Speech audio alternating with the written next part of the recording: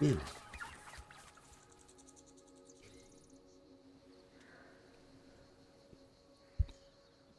Oh dear.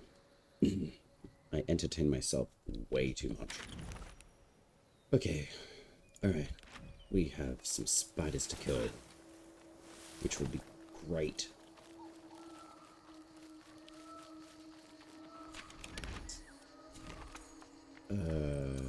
Okay. So, most volume.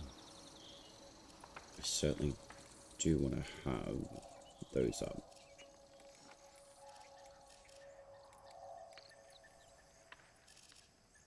Okay, cool. Alright, let's go get Ms. Etheldred. She's always fun. Although, I do want to boost this up just a smidge. Actually, I'm going to drop sharpening. Oh no, Calumet! The bug's still there. Oh.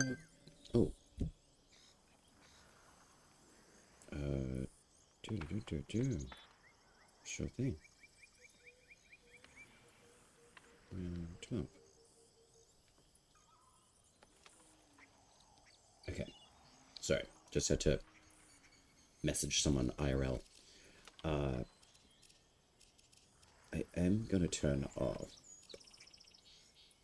dynamic lighting. I do find with the bug, it's a bit of a thing. Oh god, okay. I cleaned up a lot of stuff. Yeah, okay. We got the speed back, which is great.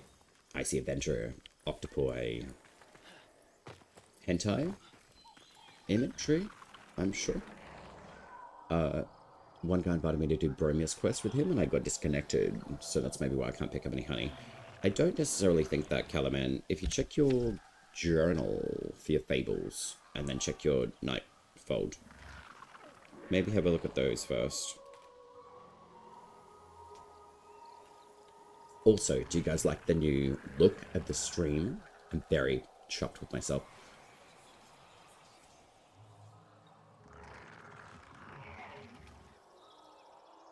You've got all the fables done. I would say log out of the game and optimize all of your game files.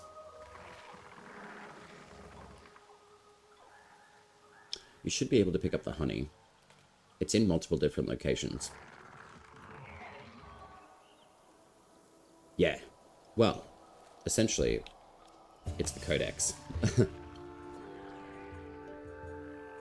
But I just had a bit of a play with the look of the stream, and I thought, you know what, it's better to not use use more static imagery rather than movable pieces, I guess. Alright, Etheldred. What are we doing here? I'm just gonna have a look at film grain and see what that produces. Alright. Excuse me, Etheldred. Sorry. I just really need to hurt you a lot.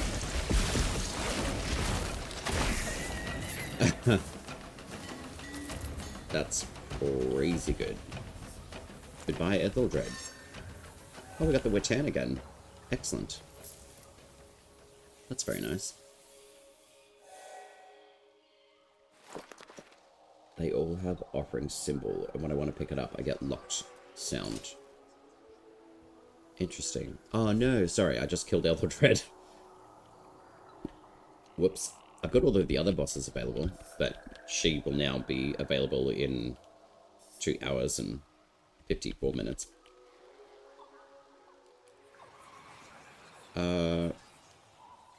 Not exactly sure about that particular bug, Calaman.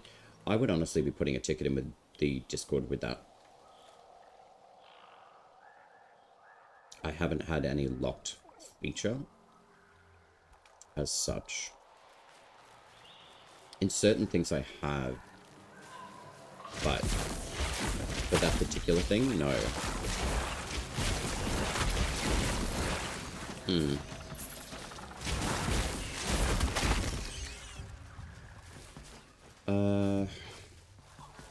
I mean, the best thing I would probably say is, yeah, do the ticket to the, oh man, I wish I was. I love this game that much. If they actually were like, yo, do you want to affiliate and be like a dev support person? Yes, would be my answer. I love this game. Like, it's incredible. Is that a rat? No. I would honestly be putting a ticket in with DE via the Soulframe Discord, firstly, and just taking screenshots and explaining to them what the issues are, like what you just said to me.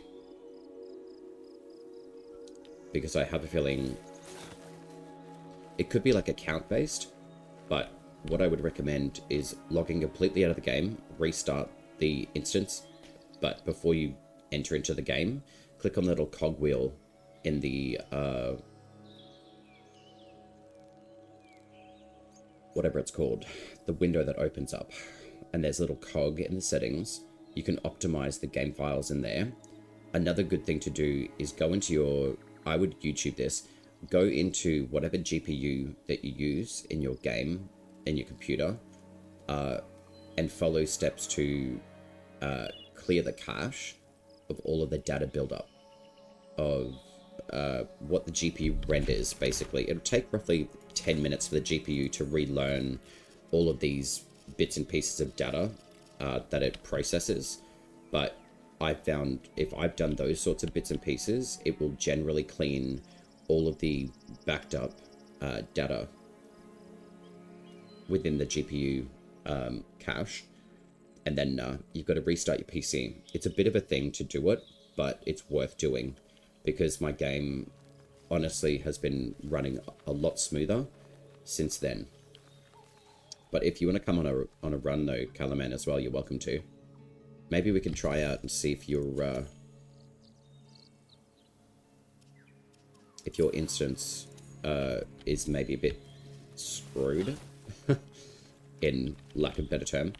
And then we can maybe go through and just go check a few of these locations. I can show you different locations for the honey, the Weatherwood sap, sorry, and then we can go check that out. I did just send you an invite via the game.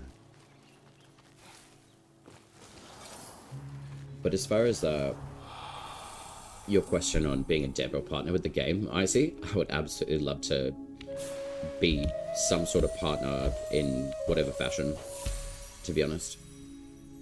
I think it'd be really, really cool opportunity to just share and expose the game. I really, truly enjoy it. It's a very, very incredible title so far, and my experiences with it have been phenomenal. Granted, I've had my little gripes here and there, but I'm also a lot more realistic now in how things operate within the game. You can say goodbye to your armor, lady. Does be done, yeah. Like, even just jumping back into the game now, I did a little bit of a cache clear out last night. I did the GPU cache clearing, a whole bunch of like just little problem solving things, and it seems to run and operate a lot better, which is really nice. Sometimes it's kind of just like, I don't know, built up like moss on a stone that gets wet. It's kind of what happens with your your GPU. Over time, it just builds up all this other plaque, and then you've got to get rid of it. That's just what happens with game data. And just old data, really.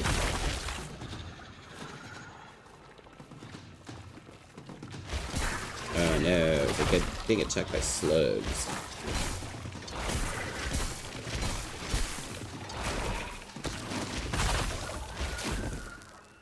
Drops again for codes, you mean? I don't have any consolidated data. Sorry, I don't have any communications on that. As far as I'm aware, Preludes 12 is coming out on the 25th of November.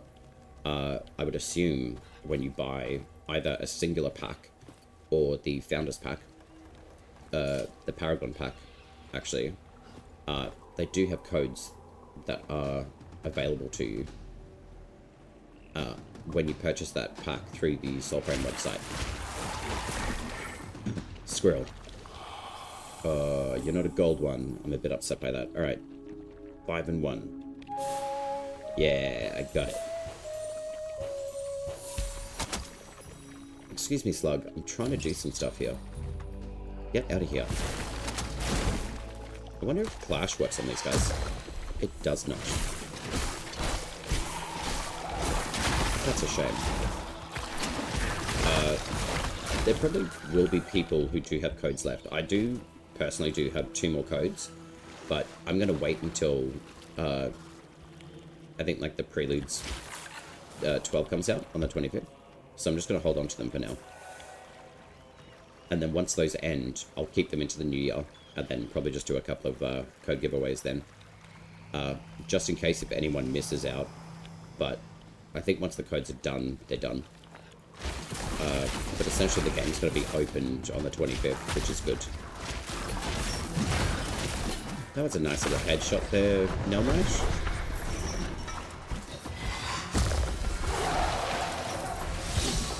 Oh, you got to MR10 and Warframe, Roberto. Nice. I'm going to steal your soul, and then I'm just going to kill you. And then we got the nettle.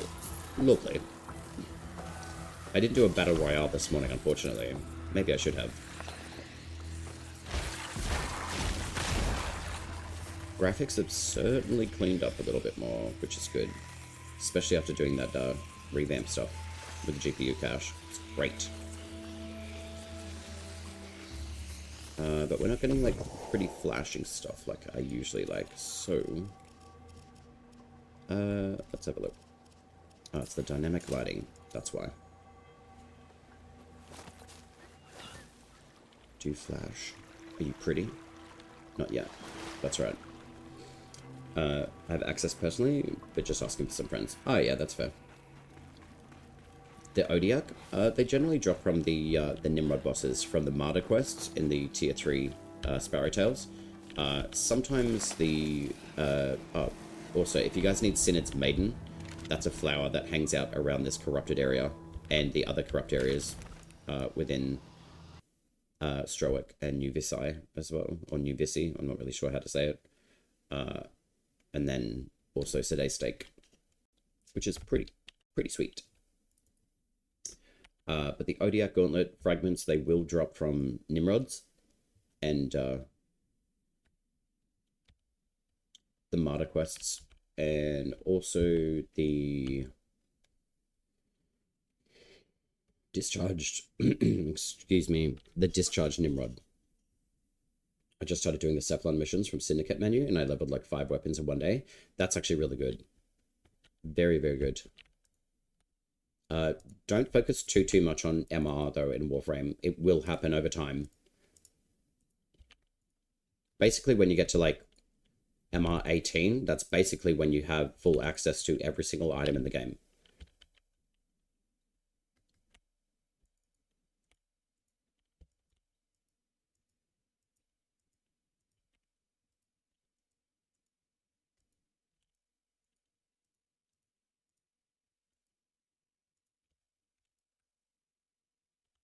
Boom.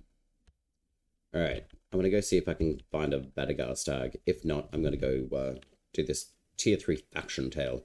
And hopefully maybe we'll get a Martyr drop with a Nimrod. And hopefully he drops the... Actually, you know what? Let's just go do that. Because then if I can actually show you, then that will be good. And it's ideal. Because then you get to see how the Odiak can drop from Nimrod. I just want the void weapons. Oh, yeah. As in, so like the Uncanon modes.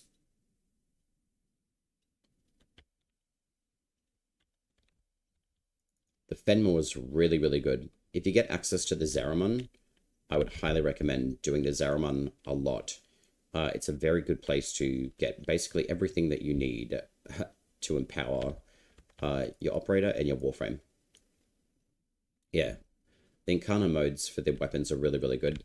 They're mostly drawn from Deviri, but I would highly recommend completing and ranking your Zariman up as much as you possibly can.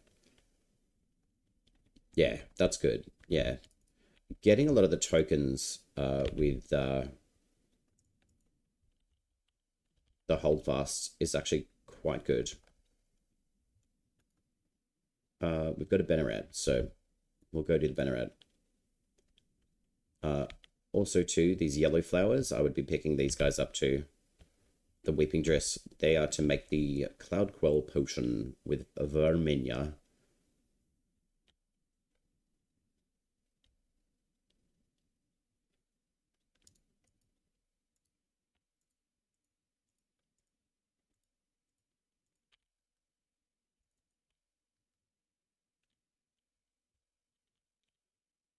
The punch through on the Odiak is also extremely good. These little animals are really hard to see as well, so if you can't find them, just use your soul mode. They do flash a little bit, but not so much that you can see them. But eventually, they'll be free. But apparently, there's a cage around. Or it's stuck in the oil. Either way, it's free. And we love free in all forms of free. I'm also buying all the stuff from the Red Veil and Steel Meridian. Lots of waiting and grinding. Yeah, the syndicates originally do take quite a lot of time. I would say focus on your Steel Meridian, get that completely maxed out, and then that should help max out Red Veil passively. And then once you've maxed both of those syndicates out and gotten everything that you possibly can from Steel Meridian, work on your Red Veil and stay with Steel Meridian until you have everything from Red Veil. And then what you can do is go do Suda, and then she will passively level up the Arbiters of Hexus passively, but Red Veil's reputation will start going down. So keep an eye on your points with Red Veil whilst you're with Suda, and eventually you will be able to balance all 4 of those syndicates at once. So you'll have access to 4 syndicates in totality rather than just 2. That's the shortest explanation I can get for syndicates across. I would say max out your Steel Meridian and get every single thing from them that you possibly can. And then switch to Suda after you've completed both Steel first and then Red Veil.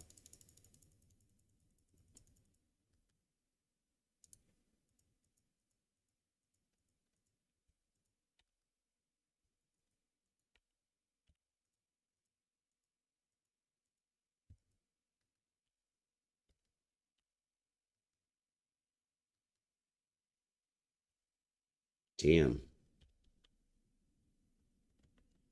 Alright, what are we trying to do? The Bannerats.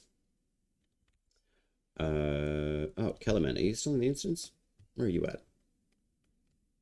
I can't see your player marker. Interesting. Okay. Oh, okay, fair enough. Oh, like the honey thing? I would honestly say, if you can, if you got time, log right out of the game completely, and then clear your GPU cache, and then reset your computer, and then optimize the build for Soulframe before you go back into the game. That should really help. I'm gonna try something different today too. I'm gonna customize down to medium. Ambient occlusion, we will turn you off. Volumetric fog, I really don't want you, but anyway. Distortions, possibly. Yo. All right, let's re-render and see how we go. All right, that should take a couple of minutes to kick in.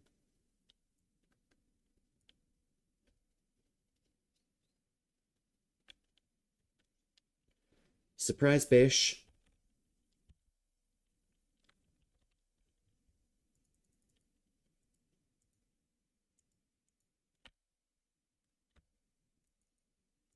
Yeah, you don't like tethering.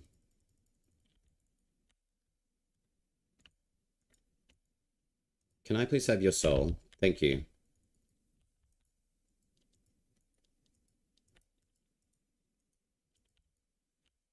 She also doesn't like lightning.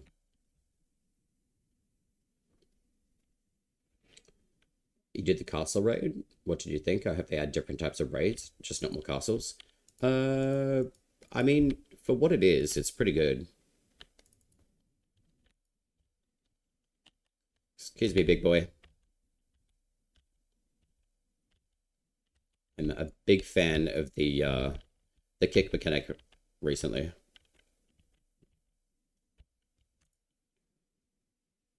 What a shocking turn of events. I do love the Odiak for multiple reasons, and that's one of them.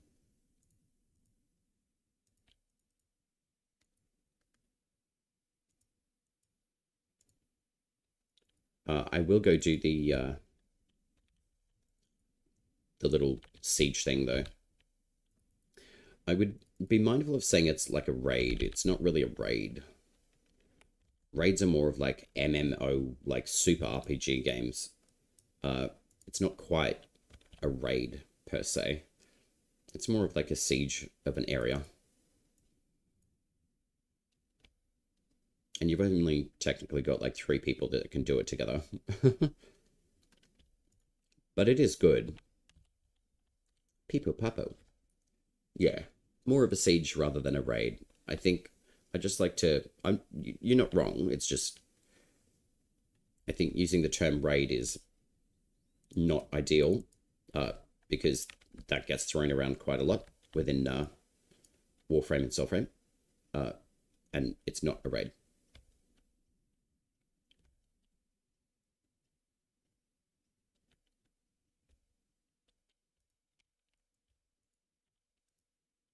Surprise! We love surprises. Yes, we do.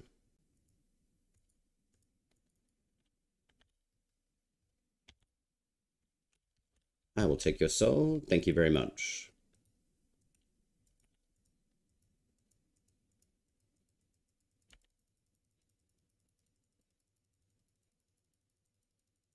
You can try blocking everything under the sun, my friend, but you are going to perish. With a fist pump. Oh yeah, we get to save the ducky wockies. Look at that voltaic damage. Just built up. Amazing. Thanks, Sailor. Are you gonna go? Are you gonna be free now? Oh, I thought that duck was just gonna like sit there and just like rest. I'd be stressed out too being in a cage for so long. Alright, we got the Vasp. Let's go hang out and go see Mr. Impity Doodah Dippity Day. Then I can't wait to see the raids. I highly doubt that that's ever going to happen, Roberto. I'm going to make that a very clear statement. I know people will say it. It's not going to happen. I wonder if they add custom classes like using Helmet. I would honestly, that is something that I have talked about with people about in Soulframe.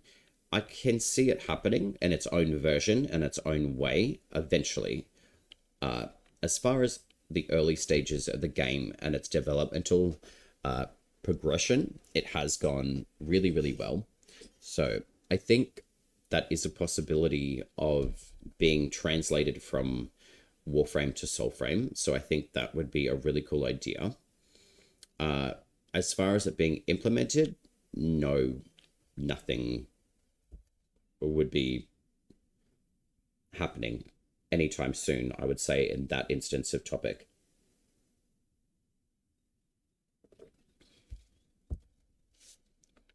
Although it would be very ideal, and I'll just take down Impity Doodah, because it is something that I've talked about. And I think it would be really cool if they did.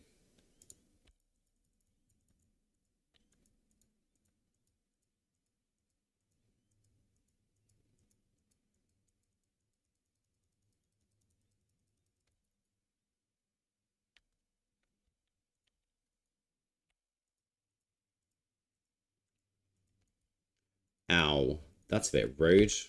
Jesus, has he gone like zoomies or what?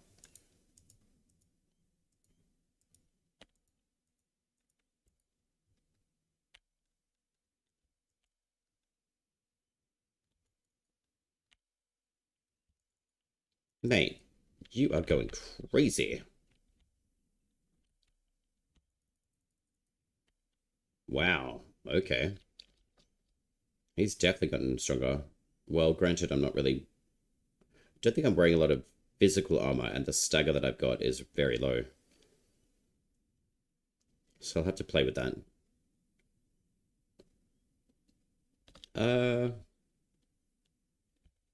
I think a general audience might be turned off by the ability kits. You never know. Like, I mean, you've got to try stuff. Like, you don't know unless you try it.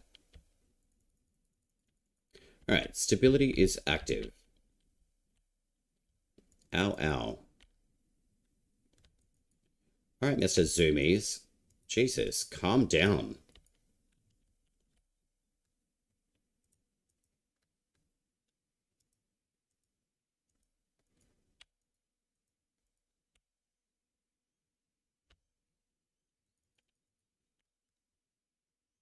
Mr. Tumblestiltskin.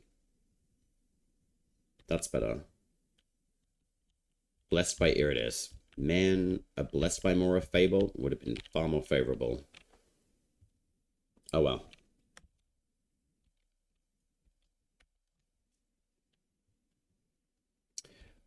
If you let a player unlock custom ability loadouts, it would be easy to ask someone to grind for it.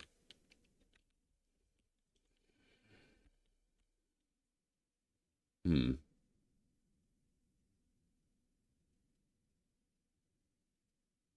In what sense? You'll need to expand on that. It's not really making much sense to me. Like, playing to unlock a custom ability loadout or system makes sense. Loadouts are very different. Loadouts are literally a loadout. So you're kind of covering two different topics there, my friend. These are loadouts. So it's unlocking custom ability system. It would be easy to ask someone to grind for it. In what sense? As in, like, unlocking, like, if you're taking the helmet system as an example, are you talking about the grind time to unlock the helmet system? Because of the power that it engages with a Tenno and a Warframe,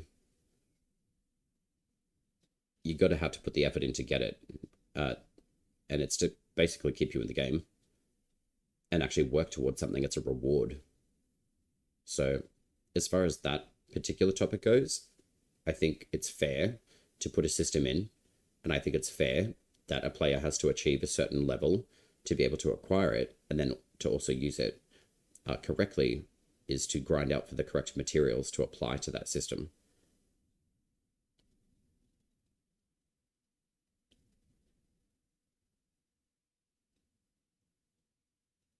There's also a huge amount of information around the helmet system regarding coming into the game. Firstly, there's a lot of player guides, there's a lot of streamers out there, and there's a lot of very good names that have a lot of information. Player guides, they put a lot of time and effort in to be able to share that information. So there's that point. When players bounce off the game, that's their choice. If they're not aware, you don't know what you don't know. So if you don't put at least a little bit of effort in to look for information that someone may have most likely put it out there, then that's player choice at the end of the day. The game is not forcing someone to play the game because they didn't know something.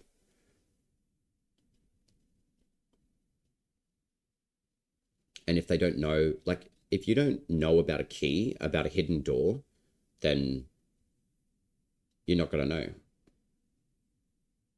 So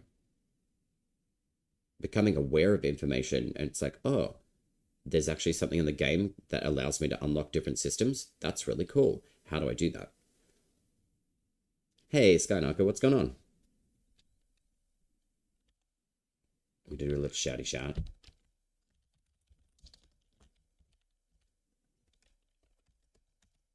If you guys don't know Skyknocker, he's dope. And if my chat decides to go crazy with like sharing out stuff randomly, it's just because of StreamerBot. It is good. I just don't understand why it does multiple different things. But anyway, we're just talking about the helmet system, Skyknocker. Roberto is mentioning it.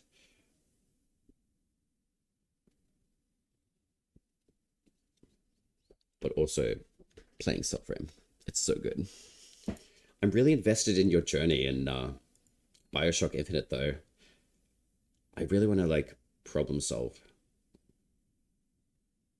Oh, also, I did a little bit of a revamp on the look of the game.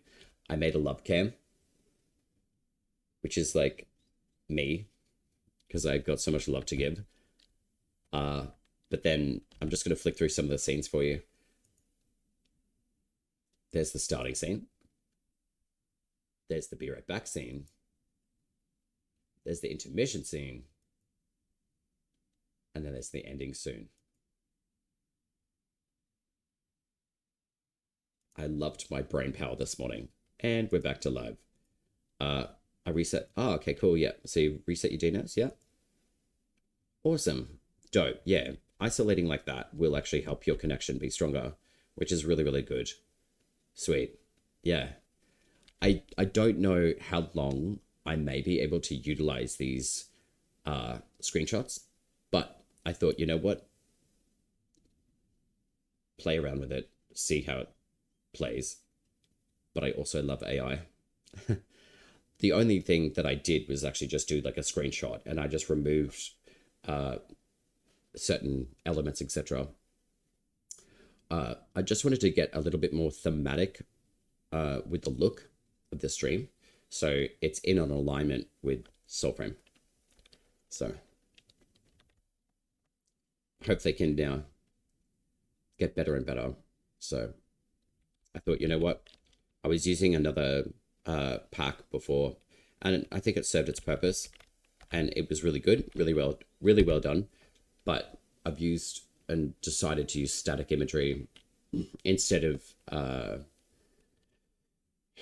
the other bits and elements that I was using before, and it actually seems a lot smoother. So as far as the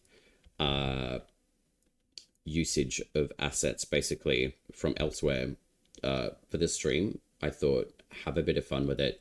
I love like the burnt kind of scroll look, and I'm a nerd. I like books, and I thought this look was really nice because it's in an alignment with the game clearly, but also I just thought it looked really nice. So I'm going to play around with a bit of the scenes action, and yeah, just keep on upgrading it and essentially like build a look that I really like. So it's just for like more inspirational kind of purpose and look for now. But eventually I do want to be able to learn how to create like my own look and feel as well.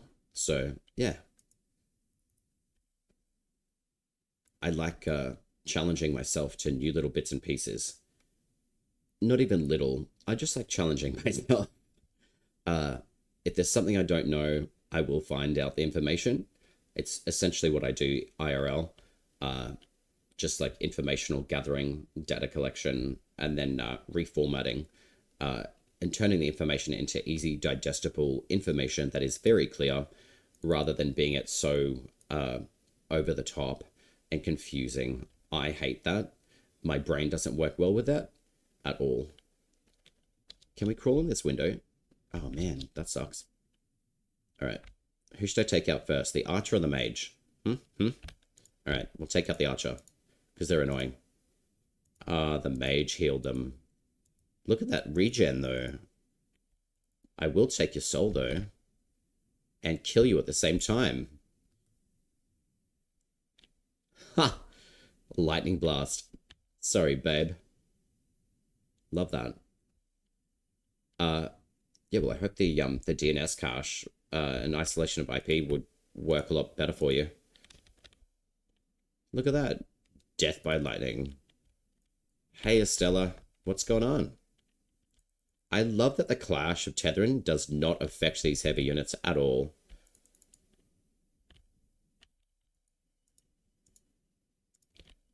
Yeah, the Arcstorm rune, once it's active, if you steal a soul from an enemy, it will uh, activate the rune for 30 seconds, and every rune that you activate or soul that you drain, every single one that you pull more souls from the enemies, you can continuously keep that rune active.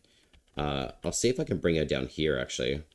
There's a bit of a party of the Sinecure, so I'm going to bring Golden Boss Lady down here. Come on. We've got people to play with.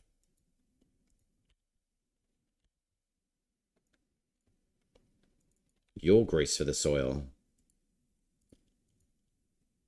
There we go.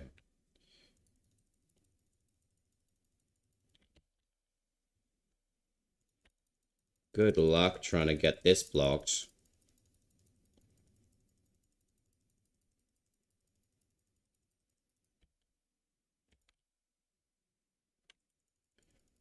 I love that move. It's very Mortal Kombat. And she also loves healing. She's so annoying. But eventually, once she's like in between when she's like pumping her club on the ground, she does become vulnerable. So you can just keep on attacking until you get the hit through, and then she'll be knocked out, which is great. Oh, dude, I've been playing around a lot with my GPU and the settings of the in-game, especially with max frame rate, field of view, DLSS. I could put that to performance, actually, but I have switched down to the medium settings for everything. Anisotropics at 2 times, trilinear on. I have got all of these settings on at the moment. Ambient occlusion, I absolutely disable. Volumetric fog is not my favorite, but I will keep it on for now. Volumetric wind, I've actually turned off because the simulation of that is very strange. And then I've kept the distortions, glare, film grain, and bloom on. I've bloom intensity at 100. And then the Durinotopia, Deuteropia, blah. I always find it really hard to pronounce that. I keep the colorblind filter strength roughly around 50 to 30. Sometimes I'll drop it down a little bit more. But the visual effects intensity, I keep roughly floating around 95. And that seems to really soften quite a lot of the effects in the game, which is quite nice. I'm running a NVIDIA 4060, and it seems to be working very, very nicely. So the particle GPU stuff doesn't seem to necessarily slow the gameplay down as much anymore, which is nice. I can run it at high, but I prefer it to be at medium, and it looks just as good, to be honest. You're really not missing out on much by running the high graphical settings as well. No, I run DirectX 11. That's a really good question, though, Calaman, too. I would honestly be doing DirectX 11. Do not do 12. The only reason why I say that is because it's not as stable. So if you're running DirectX 12, drop back down to 11. Maybe that's your issue, actually, is running 12, if you are. Because I had quite a few issues with 12. I tested it out when I first got into the game, but for most games, I run DirectX 11, like, because it's way more stable. Can we talk about anime? I'm always going to try to get people to watch Gurren Lagann. Yeah, you can inform me a little bit more, Roberto, on what Gurren Lagann is. I can educate you things about, like, the 80s and 90s if you want. I switched from 11 to 12, and Honeybug is still there. Well, that makes sense. If you're switching from 11 to 12, then yeah, 11 is far more stable than 12. So that could probably be like a recommended thing that I'm looking at doing on the weekend. Top little tips to playing Soulframe. It will definitely be DirectX 11. If you're running 12, that's your choice. But if you want bugs or more bugs, be my guest.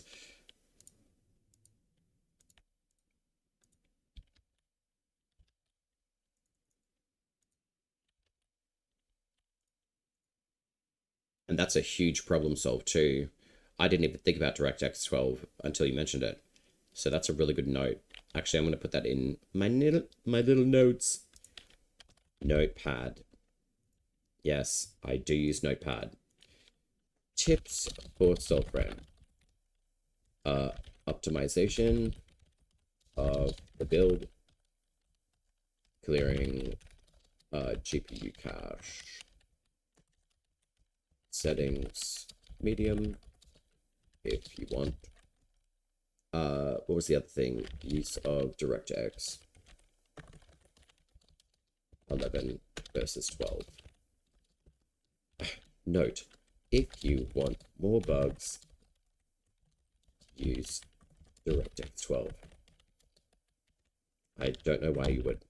Sweet. So we got 1, 2, 3, 4. We got 4 points of my sticky notes. Dude, knocker. Notes is so good, man. OneNote is amazing, actually. That's pretty much what I use for most of like my data work. The clients that I work with are like, we don't like our information being shared to different programs. It's like, it's on a localized system. It's fine. But I mean, I also understand it's like, you know, it depends on what kind of information that you're copying down. But if it's a structural or like process-based procedure that I cannot be bothered using within like the particular client's systems, etc., I will use OneNote. I do disclaim that to them. And I just say, look, if you want this job done in an efficient amount of time, this is the best way that I go about it. And they're like, okay. They're not going to say no. No spoilers, but they really didn't need a second season. On the show that you're talking about, Roberto, don't worry. I actually don't watch TV. That's what YouTube is for. All right. Let's go get the Melrog. I'm so glad that we don't have fat rolling in this game like Elden Ring. Like, actually glad. Can I have your soul, please? No? Okay. Alright, here come the archers. Oh my lord. These guys are savage. I'll have your soul. Please, give me your soul. Thank God. Okay, it's got about a 30-meter range. I really want those empowered arrows too. Sweet God. Excuse me. That's rude. Thank you, I'll take your soul instead. Give it to me. Thank you. Oh, I'll take yours too. So, Knocker, when you do your soul drain, it's not on, like, you smite them, the enemies. You can basically just keep your rune up time, like, really, really nicely. Of course I want to play. What's your name, gold lady? Stein. Righto. That makes me think of the Steiner out of Final Fantasy IX. I love him. Alright, where's the other archer? Oh man, yeah, archers are like, I'm gonna get you right in the forehead, between your brows. It's insane how good they are. And their tracking is awesome. So I love the fact that they got that upgrade, to be honest. It's really nice, and I really want all of their fashion to be farmable. Their legs, their chest, and their helm, they're amazing. But I also want their empowering ability for their arrows. I'm so stoked for the P12 update, like, honestly. No pokey bonk stick, thank you. I'm gonna dance in your face, lady. No backhandies from you. I wish we could give her a backhand, to be honest. She's allowed to give us one.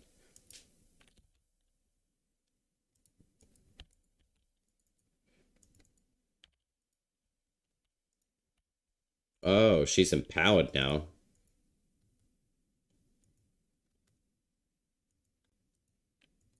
Come on. I want your soul. Alright. You can light stuff up all you want, my dear. It's probably not ideal to be fighting her up on a rampart, but I'm going to. My lord.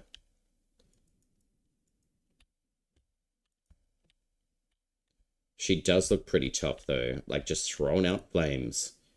But that's alright. I'm tougher than you. They are very enjoyable to go up against. I really want her bonk stick.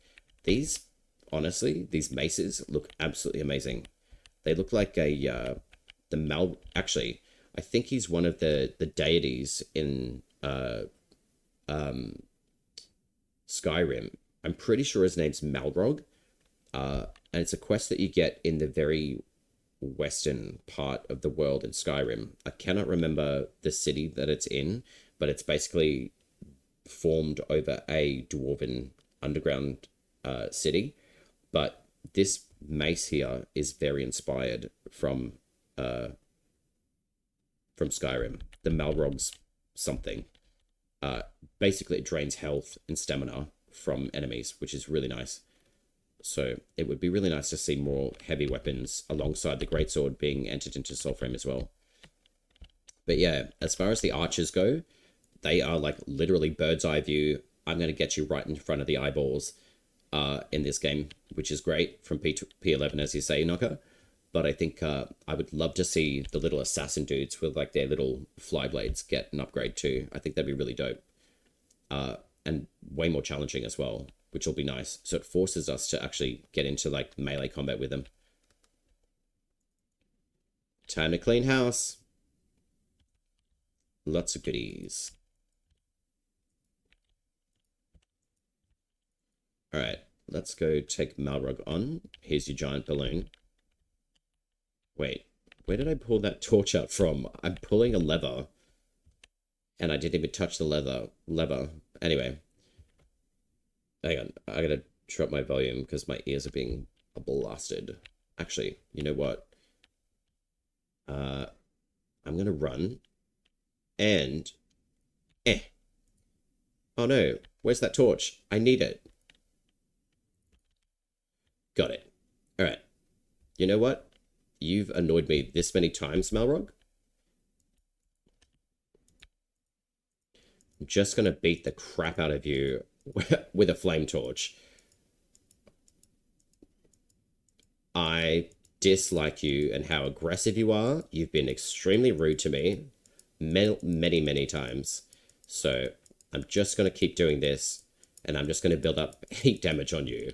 It actually does pretty well. Like, the compounding output damage of the flames is really good.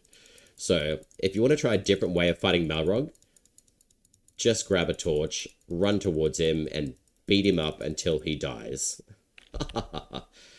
Oh, he also drops the grin. Well, he's got a roster of different weapons that he does drop, and he is literally cooked. Lovely. You can actually drop the torch outside the castle, and then take it with you. Just be mindful of the ledge that's underneath us. But if you switch your weapon and just drop the torch, drop it down here, and then drop down here and pick it up again, and then you can basically escape with the torch until it actually disappears, which is a shame. But anyway, there's a really fun little tip for you. Actually, that's another little tip I should probably chuck into that. Torch use in Soulframe. That's another tip that thank you very much for these ideas, guys. I love being able to show just the little bits and pieces that you can do. All right, let's go see if we can go take on Dimrod. Surprise! Oh no, there's so much healing going on. Okay.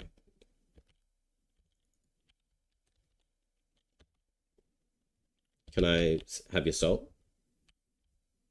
Oh, okay. I've got the extended version of these on. Did I get the soul or no? No. Oh look, we got Muckeries. Awesome. Come on, guys. Come and take on the Sinecure. So we got Narash. I really wish that we could get this axe as well. That axe looks really sick. I'm pretty sure this AI is broken. Phenomenal. and we'll just get the Sinecure just getting their ass whooped. It's great. If you melee before you hit the ground, you can lessen the fall damage. You can, not with the torches, as far as I'm aware. I haven't tried it since, but these mockery weapons, if you try to do the melee swing before the ground, they actually don't activate either. I will take that soul. Thank you very much. And the rune got empowered by that soul drain? That does happen. Interesting, but very cool. Double whammy. The Narash blade is very good as well. The spin attack that these mockeries have with it is very good. It's a real shame that we don't hold it the way that they do, but also this spin attack that they have. That would be really nice if the combat arts that we can learn within the game, we can learn that particular fighting technique from enemies. I'm putting it out there now. I'm really hoping that we get that way of learning different new abilities from different enemies. Using like polearms, like Discharged Nimrod and Nimrod in general, in the way that he spins his polearm around and like does like a back poke if someone's behind you. I think that would be absolutely killer. Literally, in like the best sense. Yeah. I mean, test as you will with the jumps knocker with the Narash, Tassad, and the Stelton blades, the longswords. I do feel that the Stelton should be a blunt-based weapon, in all honesty, just because of its design. To me, it doesn't look like that's a long blade. That looks like, to me, it's more of like a heavy club, much alongside the Marrow's Bane. That, to me, is not a longsword. Granted, I'm really hoping that we get a few different, with the combat arts revamp system that I hope that we're getting this update. I really hope that we get more diversified damage types within the game, because the Rook polearm as itself is a blunt damage type, and I would really like to see the Oran Umber and the Shield and Sword Bog and Myrtle both be translated over to blunt damage rather than sharp, or sharp and blunt damage. I think that would be really nice for these two, but it would be also really nice to see a third set of a sword and board style added into the game, like the shield and hammer from the Sinecure enemies. I think would be really nice. The Marrow's Bane, very cool. That is sharp. I mean, it's got spikes all over it, but it would be nice to see potentially if it could also apply sharp and blunt damage. So you could actually like twist the weapon around and use like the blunt edge of it to like beat the crap out of armored enemies. I think that'd be great. The Stelton, I certainly think should be blunt damage and be club type. And then Tassad, I guess that's sharp. And then this is certainly like sharp. It's a rusted blade. How terrible of a demise to get with that. I am just going to double check the Odiak gauntlets that I'm using. All right, so I'm at level 28. I'm trying to get them to level 29 so I can finally translate them over to the courage-based achievement. Excuse me. Weapon arts would be great. We are going to be getting weapon arts within the game. Combat arts, the whole system that we have currently is going to be revamped apparently, which I'm really excited for. So I'm really hoping that does come with the P12 update, to be honest. And being able to learn different techniques from different enemies, I think would be really nice. Let's go see. I really want that healing ability from the red mages as well. I wouldn't mind having this sword that these guys use as well, just like a base Sinecure, like El Capitan weapon. I also love being able to just kick them in the face, and I wouldn't mind having their armor as well farmable. Like the details on their armor is very cool. So I think there's lots of ways to expand what we can farm within the game. I want enemy armor and weapon sets like Elden Ring. if I like what an enemy's wearing, I want to get it. Yeah, similar to that concept of like being able to farm up enemies and then just getting them to drop, you know, like their helm, their chest, and the pantaloons. I think that'd be great. Could be something like stances in Warframe. Yeah, exactly, Knocker. Like, yeah, having like more of like a different stance. I think the stances go okay. Like, I'm pretty sure that there was a stance rework on one of the, I think the double-handed Nakana. I'm just trying to think of the name. It is not coming to my brain. But that being said, I think it's like the Siam, maybe? I think that has the dual stance Nakana. I know that there's the Dragon Nakana, which is a dual stance Nakana. Oh, look, there's a duck. I will pick you up. Thank you, Derek the duck.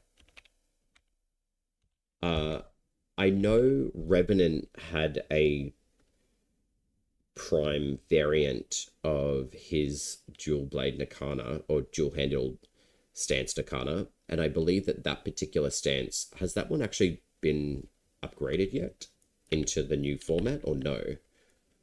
I don't know how easy it is for them to like implement the different mechanics for the mods for stances, but essentially, yeah, stances in Soulframe are basically like your combat arts in Soulframe, but yeah, similar to your Warframe stances, basically. There's a lot of translatable things from Warframe to Soulframe and vice versa, which I think is phenomenal, and I think that's another reason why I really enjoy the fact that D's brought Soulframe out too, is that you get to play both games. So I share my time between the two titles, which is really nice. And it's pretty cool to see like a whole bunch of people in Warframe being in Soulframe, and Soulframe is in Warframe. Like, it's a really good thing to do. Good business, if you ask me. I really want this armor from these guys. Like, how sick is that?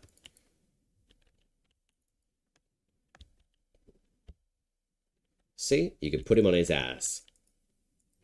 His son's ass.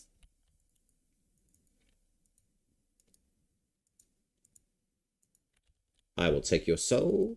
I much appreciate you.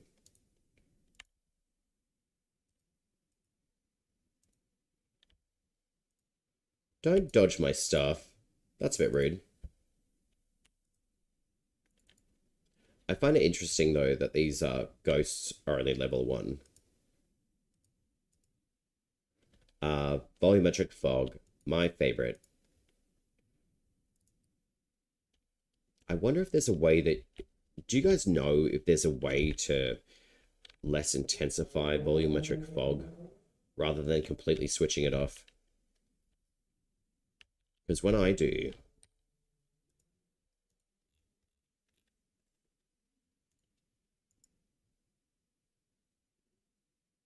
Okay. The sky looks nice still, and I've turned volumetric fog off. Wait, let me just double check that. Am I blind? Oh, that was lighting. Okay. Volumetric fog. Yeah, see? You get, like, gross, like... Actually, it's not too bad here.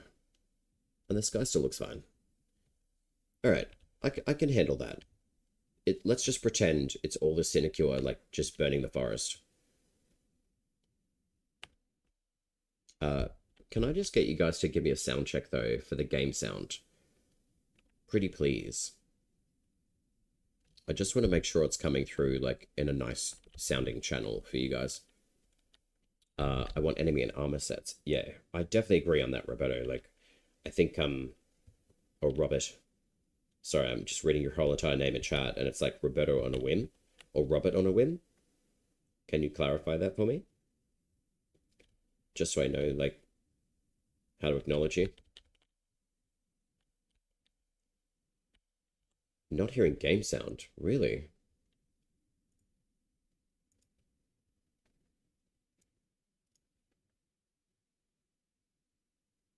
Hmm.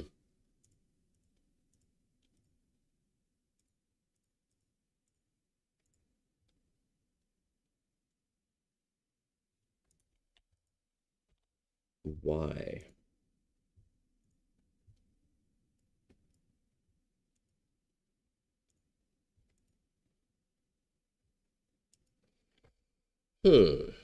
That's annoying. I swear, every single time. That should be coming through now, yeah?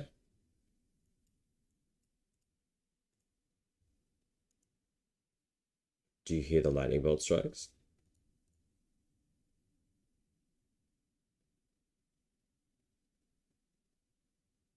Now it looks like it's showing through. I'm going to do my own little sound check. Hang on. Yeah, legit, hey. It's like one thing after another, man. It's fine. It's just like working on things and nothing so far. It's fine. It's just like working on things and nothing so far. I wonder why. Interesting.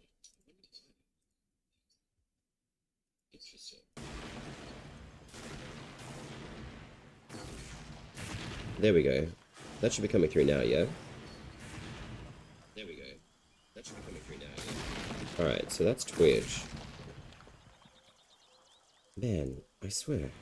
You have these settings turned on, and then all of a sudden they just don't want to work anymore. These settings turned on, and then all of a sudden they just don't want to work anymore.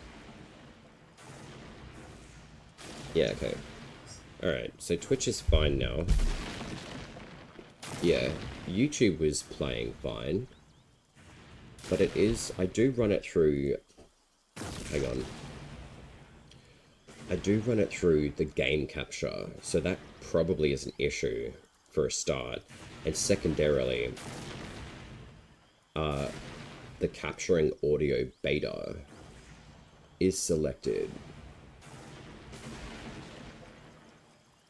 So that one is supposed to automatically capture window, sound, etc. and display.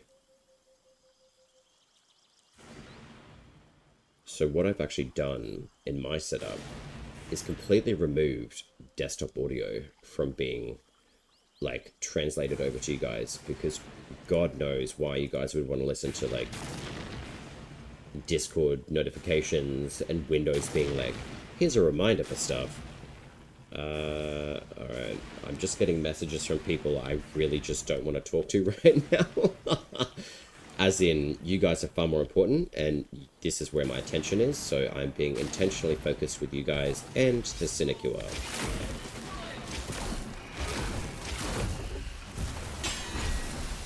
Alright, Dimrod. We've got a healer in the mix, do we? Let's play Knifey Spoony, shall we? And we've got the aerial assault. Lovely. 1, 2, 3. And I got knocked over.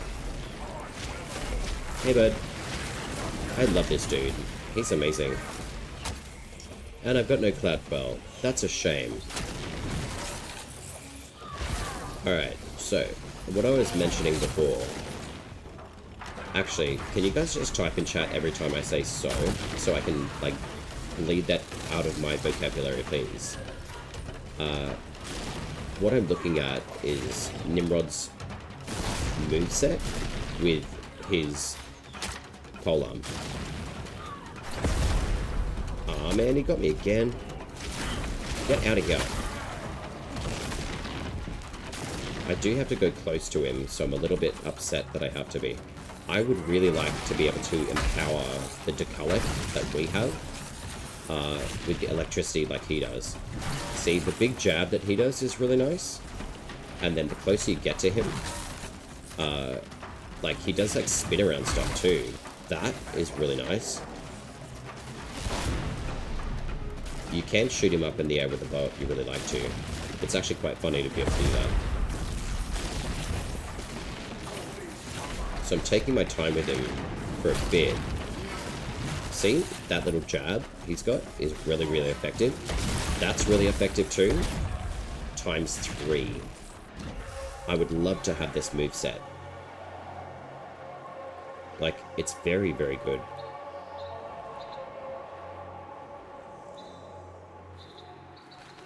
And we also get the furthest point away to respawn. Which is okay. Hi, big boy. Jump up in the air. Can I hit you from here? I can. Awesome. Lucky I cast that in time.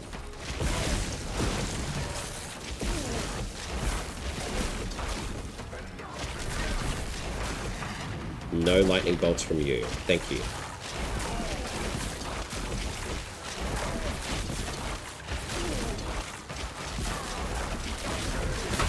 I know I'm being really cheap, and I don't care. I want to win.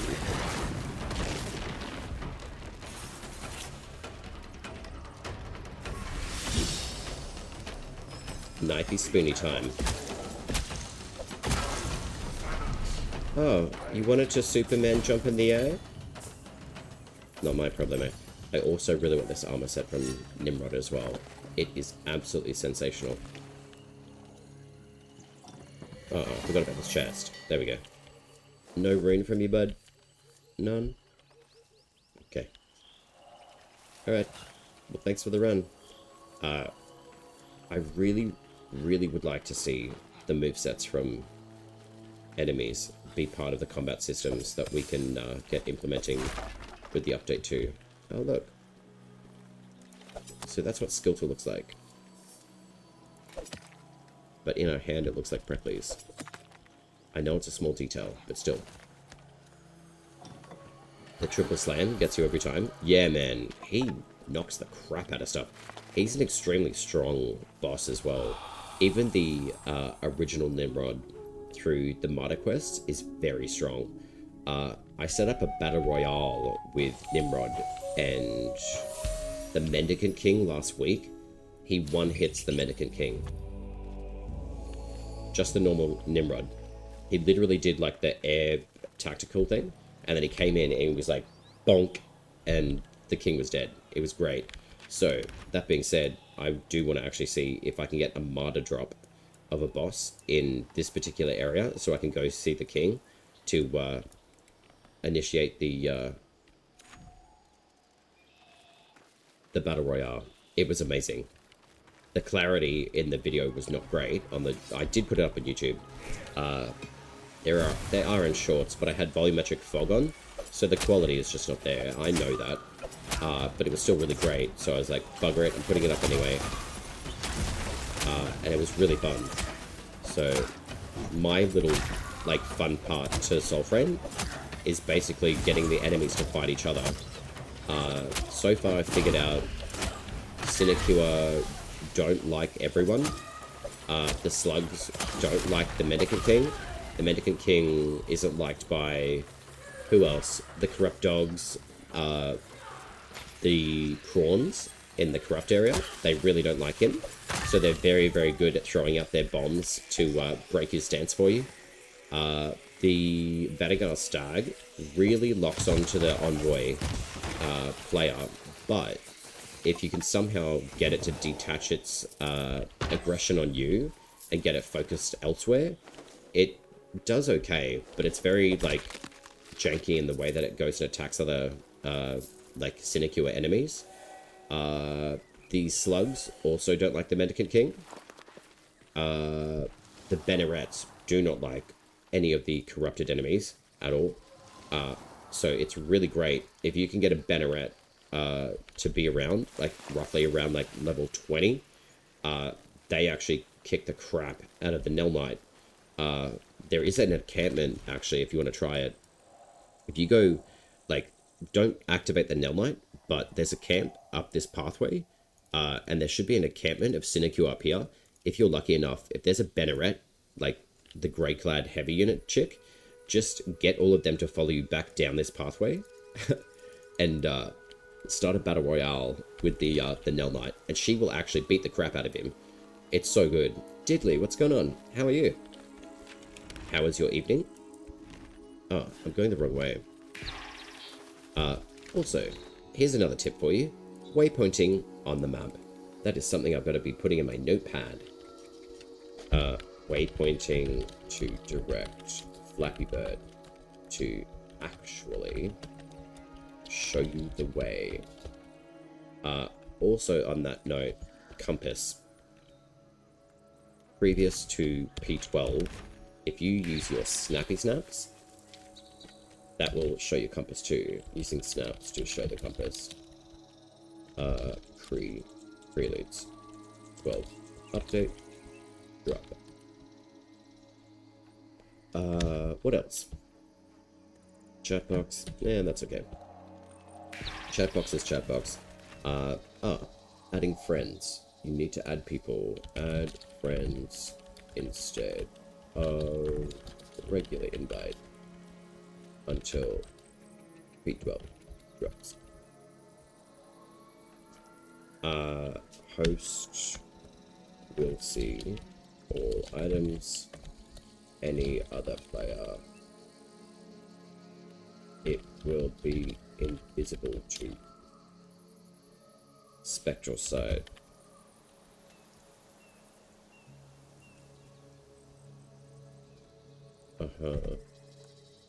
Man, I'm getting this list. This is great. What else can we put into the list, guys? What did I just say? Spectral site. Spectral site use. Utilize to see points of interest. Collect modes.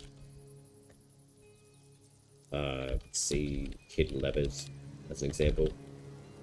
And smite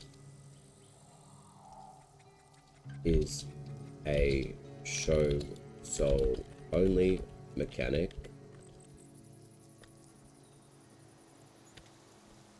Soul drain is its own mechanic that works to empower runes, soul steel, and regen health alongside nodes impacts. What were the two nodes that I was talking about earlier? Sympathy and voided. Now I know a lot of people talk about sympathy not being needed on every single pact. That's not necessarily my view on that. I use that as basically a last resort when you run out of your life elixirs, which we only get 5.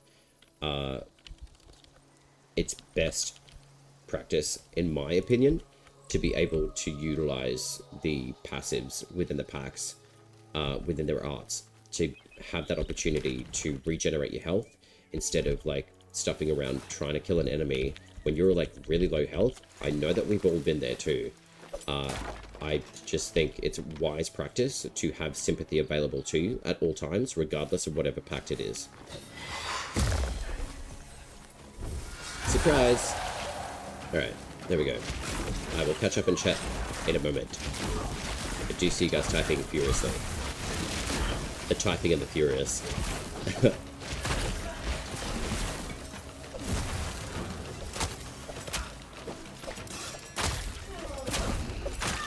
Oh, nuts. Excuse me, madam. That's right. I really would like your armor, please. Can I please have your armor? Okay. I'm blessed. Thank you for asking. At work, but looking at 9-day vacation starting tomorrow. Hell yeah, Diddley. 9-day holiday? That's dope. Sounds like plenty of rest and food to me. Hell yeah. Rest and food is the best. Oh, you got all your motes and hit rank 13? Dope, Diddley. Nice. Yeah, plenty of Soulframe. Hell yeah. Oh, man. You've placed your vacation very, very nicely. So, what's the day? Well, it'd be Thursday, right, for you? So, like, Friday for me. Unless it's Friday for you as well. Actually, here's a 3-star. Let's go get that. With a 9-day. That's so good. You get, like, a full week of playing Soulframe. It's unfortunate that I start a contract, like, Monday next week. But it will help me fuel my dream of becoming a soul partner. Oh my gosh, can you imagine becoming a soul partner? That would be amazing. If there's an opportunity to, but I'd probably have to work on my crazy speech talk my scatterbrain.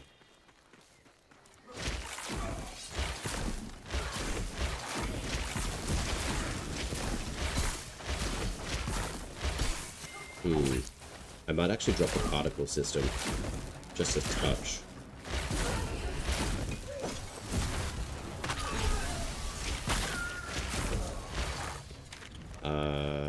It's either particle system.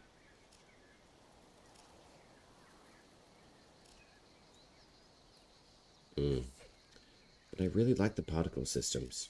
I'm going to drop that low, but I want to drop that up to high and see the difference. Literally. Hey, bud. You're not Avocot. You're an imposter. You're wearing a mask. Who are you? Does he have a moustache? You can't see their face. Anyway. They make me think of the Minions. Like the little yellow nugget dudes who look like Tic Tacs. But I also call the corrupt Avocots like Cabbage Patch Kids. They're my favorite. Oh sweet, we've got a whole bunch of people in here. Hola, ¿cómo está? Muy bien. Buenos días, fishes.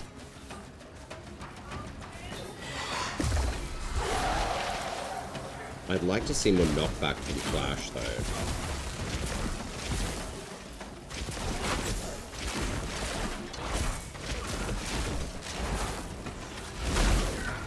Yo, look at that hit damage. Now, there is a node within the combat arts for the magic weapons for a heavy hit attack, and it's very, very good to pick up. If you can get them in a line, they work really well. And the two-handed blasting as well. If you're running,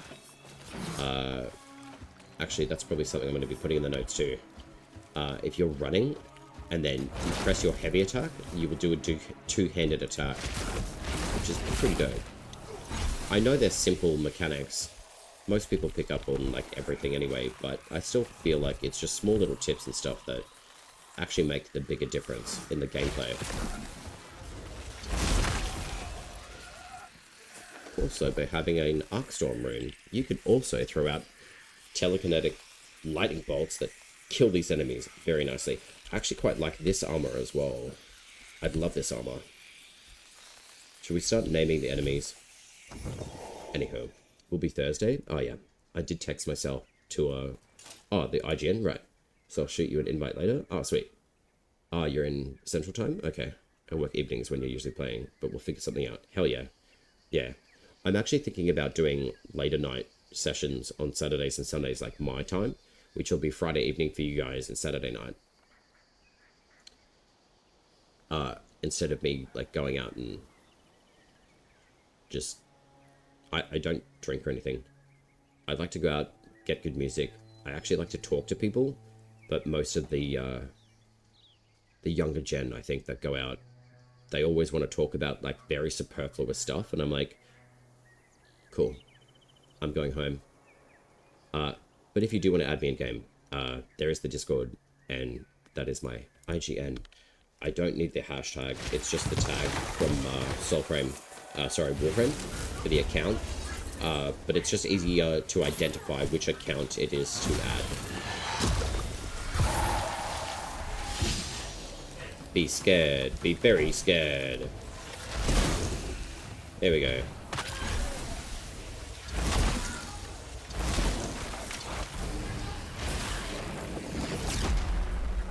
Okay. Tantrum lightning. She really threw a tantrum. She literally blew herself up in the air. Alright, duckies. Hey, bud. Beautiful. Shake your tail, fella, like Nelly, and beat it. Alright, be free. Okay. Let's go see what Avocot's got shop is. Got brine floss. If you guys need it, honestly, these larger, like, bodies of water, they have an absolute excess ton of them. Oh, we can't see the water. I actually want this as a screenshot for whatever reason. The water in the game is beautiful. Like, they've done such a good job with the reflections. I also feel like I'm having a warm bath. It's great. Alright. Brine Plus. Probably can always have way too much, but that's okay. I've got 417 specimens. This is fantastic. Queen's Folly. I have no idea what that means. Who is the queen that made the folly?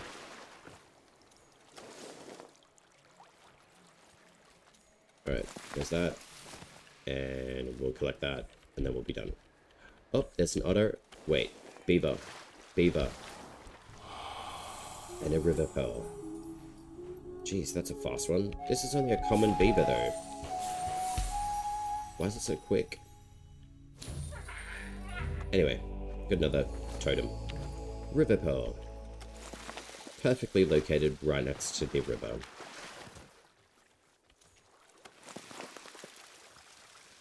There is more brine floss and stuff down there, but I can't be asked. To be honest. Avocado. Wait, that's a bunny. Come here. Oh my gosh.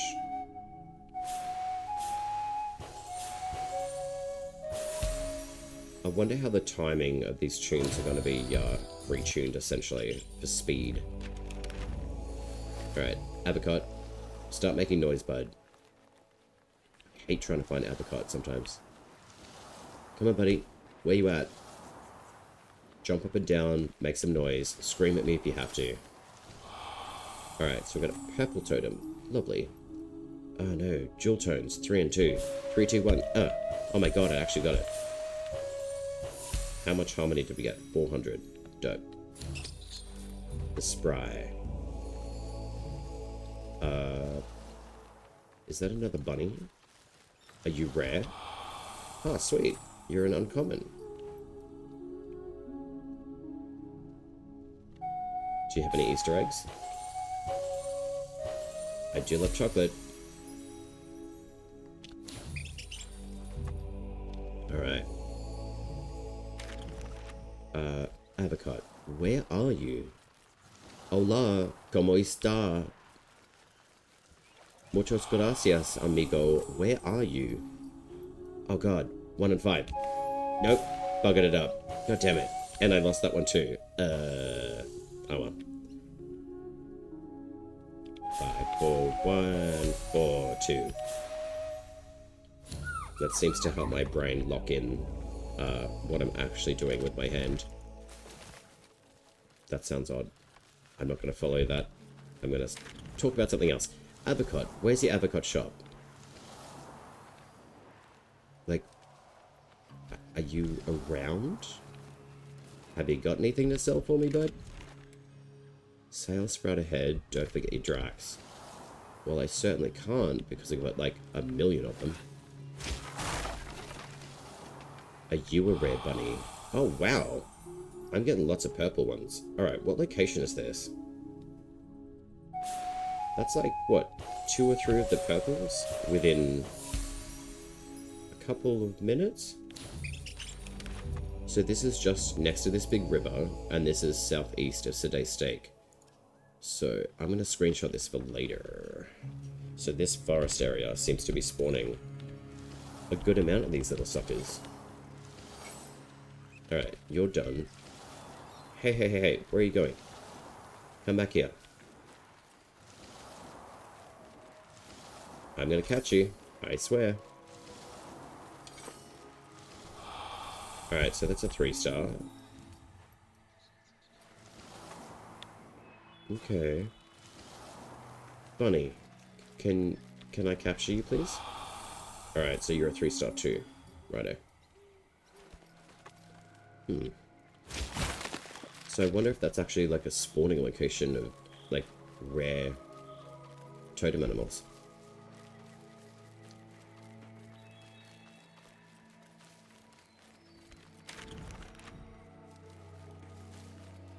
into westing. Alright. Notes. I'm actually pretty happy with that at the moment. I'm sure that there's other points that need to be brought up. Oh, yo. Okay, so there's a purple squirrel. So this area definitely seems to be a spawning point for, like, medium rare animals. Not to cook, obviously. Well, I mean, if you're in a bind, you know. Hey, oh, okay, so there's Avocot, but here's the sneaky little bastards right here. I want your willow fronds and your willow wings. So, so it's timed. You sneaky, sneaky. Okay. So you gotta be quick with those too. I did not realize that. So willow wings are timed. Willow frond, willow frond, willow frond. So if you kill them, you get all the willow fronds. But you've got to crouch and sneak into the middle fat one. Pick it up before he actually pulls itself out. Okay, I did not know that. This is good to note. Willow wings. Time sneak to pick up the item. Willow wings. Before the big guy in the middle decides to jump you with his squad of plants. There we go. Alright. I'm curious to see what Avocot's Got shop is going to have after P12 drops too.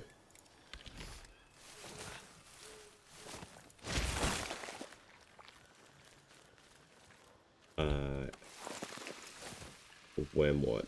Okay.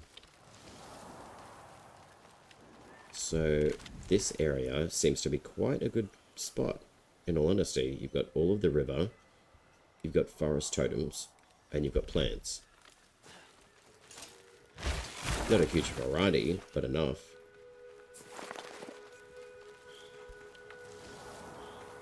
And we've got another bunny. I'm going to go cross-country here. Yeah. That's the most purple item totems I found in all of this game so far.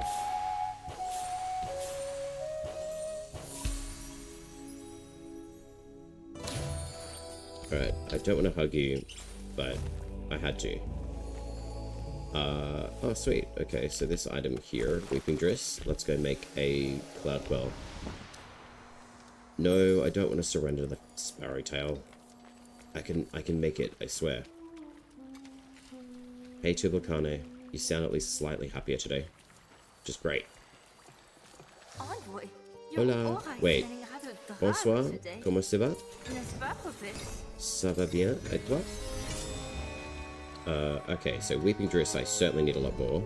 And Tollbode, that's plentiful. Alright. Drab, everything drab. Well, maybe for you, but not for me. My life is full of colour and love. Alright, there we go. Alright. Bonk Stick Lady, where you at? Hello, Doyles.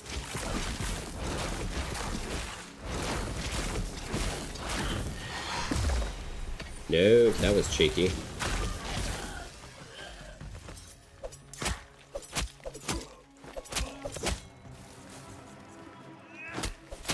My instinct is always jump away. Go forward. Be like Elden Ring. Go inside their attack field. I love that animation.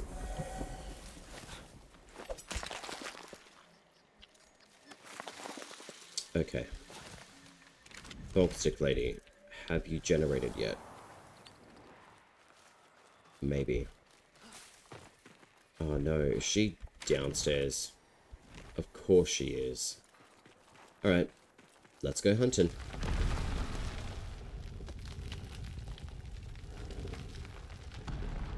I probably am going to go make another tea soon. as well. Just FYI.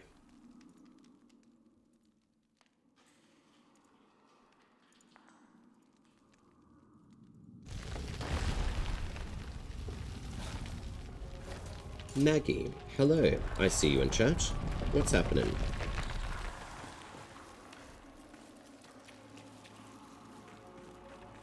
Okay.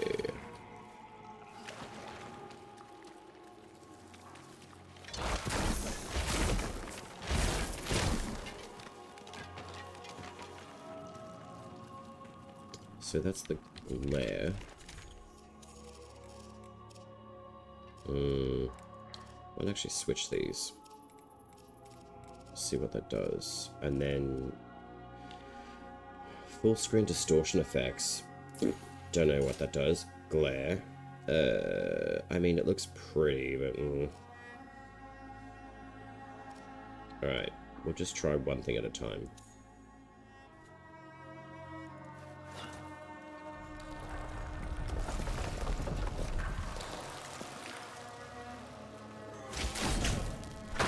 Oh, damn it, I should have saved that dude. Where is he? Oh, he's right there.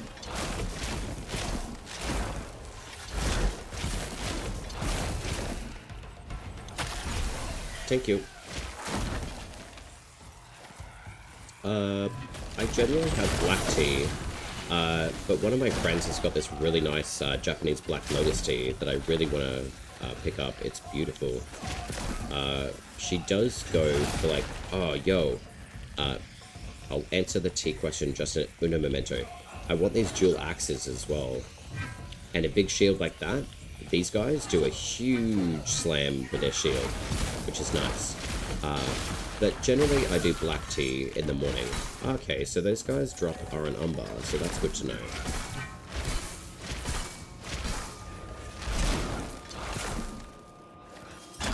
Ow, rude. I'm just gonna kick you. Come on. Do your big AoE thing, I want to see it in action. Wow, okay, so that does a huge amount of range. That's awesome.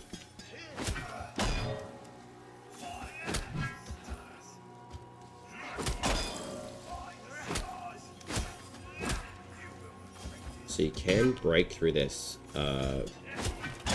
animation, and that's a heavy hit, technically, from them.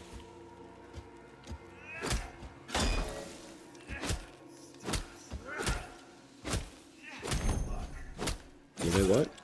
That's what you get. Tumbelina. Alright. Knocker, the Black Lotus tea, I do want to pick up. I think my friend actually ordered it in from Japan. And I was like, I'm not that rich. And she's like, it's so easy. I'm like, but you're rich. I am not. She did offer to buy some. And I was like, no, I would rather work for it. So I do drink a bit of that. Because she did give me like a little like sample of it, which was really nice. And then just like black tea, essentially. Green tea I really like. I like all sorts of different teas. But green tea especially, just for like the benefits of feeling good. But also like just the differences in the caffeine and how it processes as well. It's quite nice. My head doesn't go as crazy as it does with coffee because it's like an instant hit of like overload. I still drink coffee, but just not as often, and I usually start my day with like a tea rather than the a coffee hit straight away. Ooh, puzzle time. We love puzzles. Ah, this is the good area to start with too. Hola. Goodbye.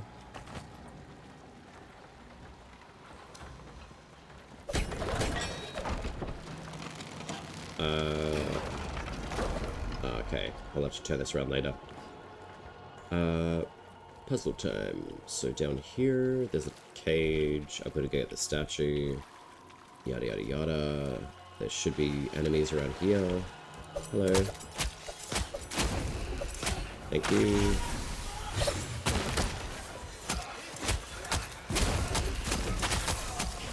Excellent.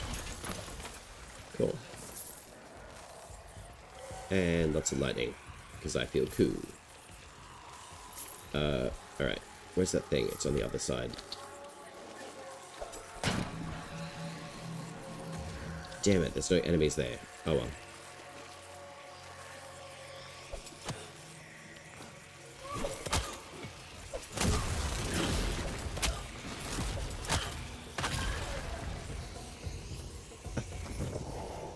I do enjoy the death of those enemies sometimes. I've tried to get to tea to wane off coffee, but I just need the caffeine. You still get caffeine, it's just not like the whole spicy, like, brain being like, holy shit, I'm getting like a whole bunch of caffeine. You technically are. It's just a different absorption rate, which, honestly, it actually helps quite a bit, and you feel a bit better too, in all honesty. You don't feel as tired.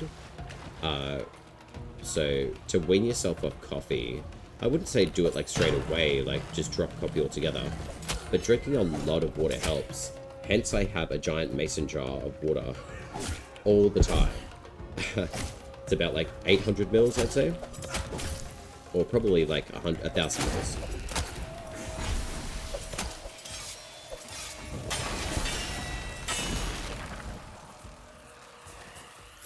Why aren't you dead? There we go. Giant waterfall, spinny wheel thing. Sometimes the Bennerats can hide underneath here if they want to. And then we've got the other side of the puzzle anyway. Which is great, because I love this puzzle.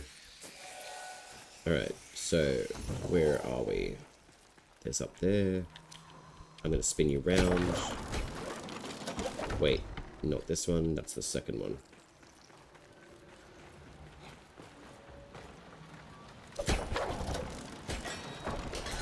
And then we got scrap iron as well.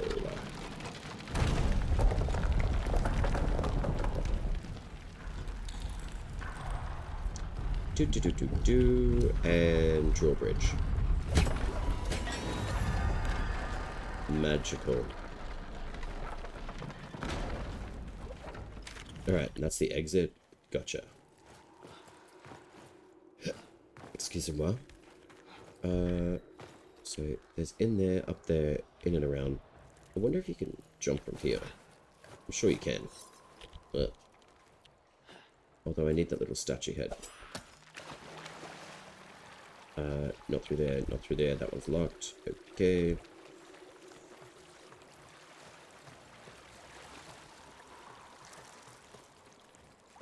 Is there a sinecure here? I'm gonna save that little aerial trap for them. No? Okay. Alright, little statue head. You should be... There you are.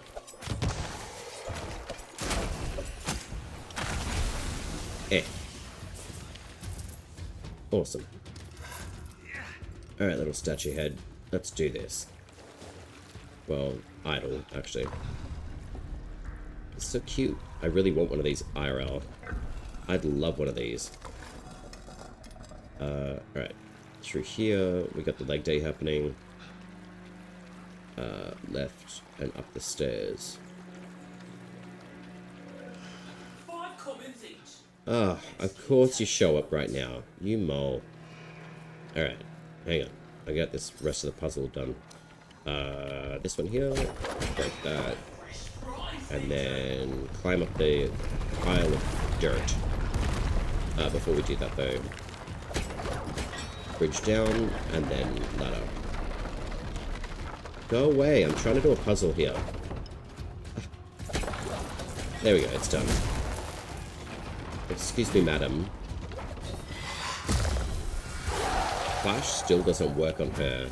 Maybe it's because she's heavy, you know. That's annoying. I'm looking forward to the Founders Packs. Yo, I am too. I'm definitely getting the Paragon Pack myself. Nice try, Randit. Wow, that only took 4 hits. Okay. Look at all those pretty lights. Cool, okay. Well, I find it interesting. I guess it's dependent on enemy level, though, with, like, the amount of hits that these bannerets take. I still want this lady's bonk stick, though, not gonna lie.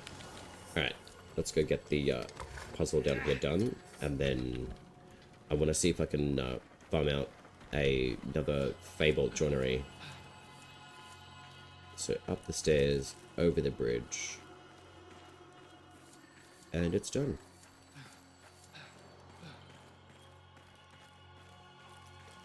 And it's also leg day for the envoy.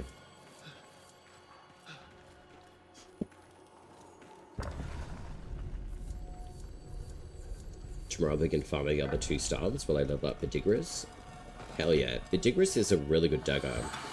I have thought about revamping some of my other secondaries away from particular virtues. Excuse me. The choices that I've looked at is potentially switching Watan from Courage to Spirit, because I like the aesthetic look of this weapon. It looks absolutely beautiful.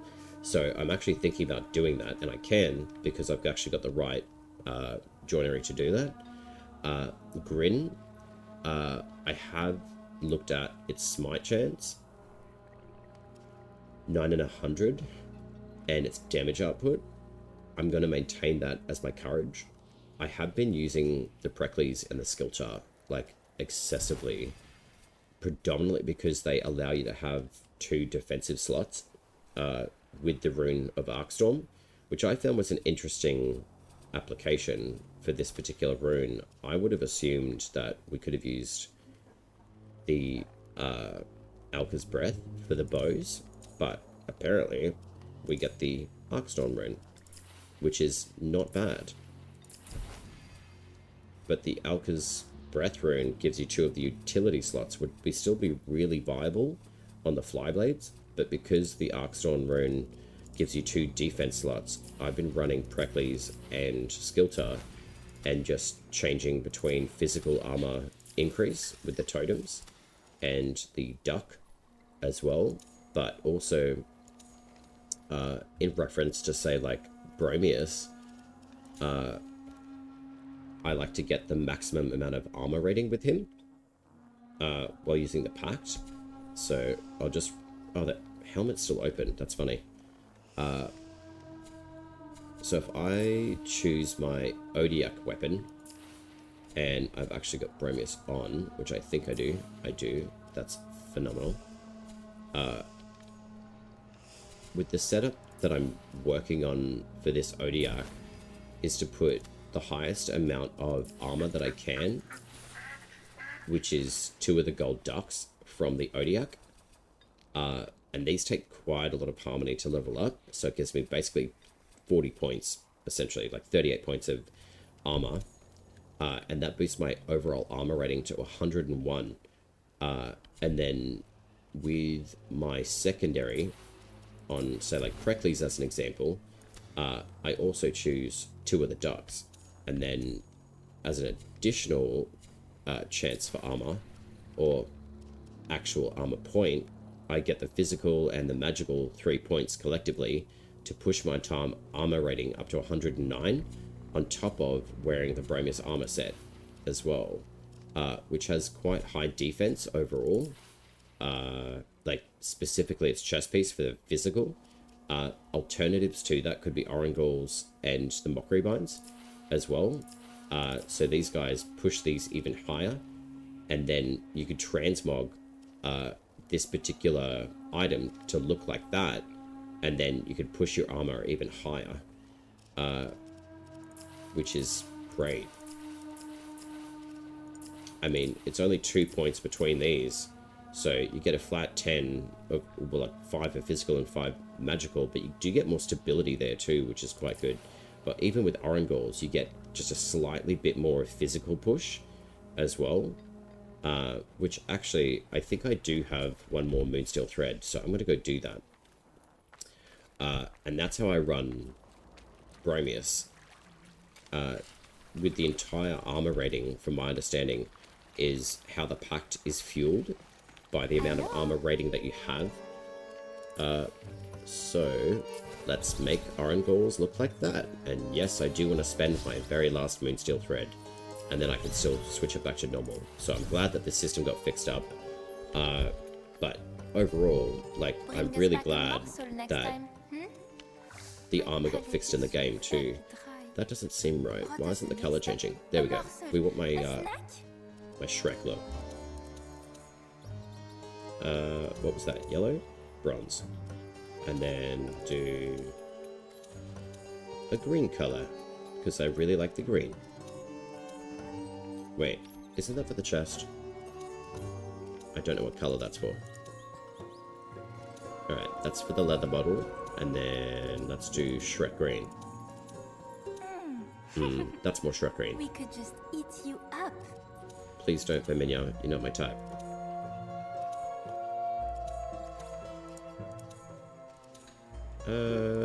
We could do that.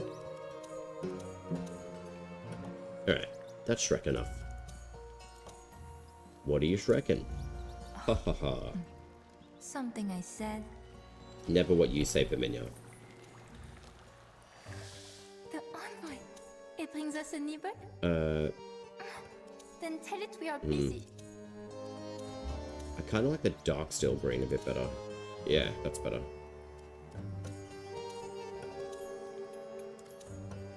Yeah, that's better. Light pants. That looks better. And then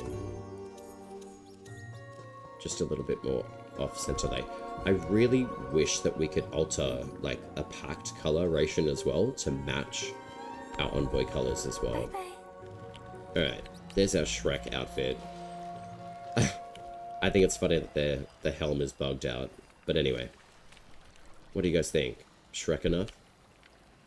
What are you Shrekin? That's a lot of armor. Yeah, man. Yeah. I'll show you how to run with the Bromius Pact as well. It's probably a bit of overkill, in all honesty, with the virtues. So I'm going to test it with like the lowest amount of courage first. But you still get a bonus point of 2 from your envoy. But also you get 5 points from your pact. The reason and way I note this is because of the +2 underneath the virtues. So the little white numbers underneath are the bonus points that you get from your pact that you've got applicable to your envoy at the moment. So as an example, I'll just switch it over to, I don't know, a Zelda. Let's do that. So confirm that, and then just within the current build and UI, always exit out and then come back in, and you will get a much clearer view of what your points are like. Because I've switched to the O-Shelter, or O-Zelda, it is max bond 30, but I also have a lot of bonus points put into the Pact Arts itself to give me +20 Spirit, and then +1 range, or Grace. And then if you go into Upgrade, you'll see a boosted Iridus's Favor in Spirit to the maximum. I've been playing a lot more with around the different 3 bonus points that you can get from every pact. Some of these nodes can look like they're very tantalizing and useful, and it goes for the weapons setups as well.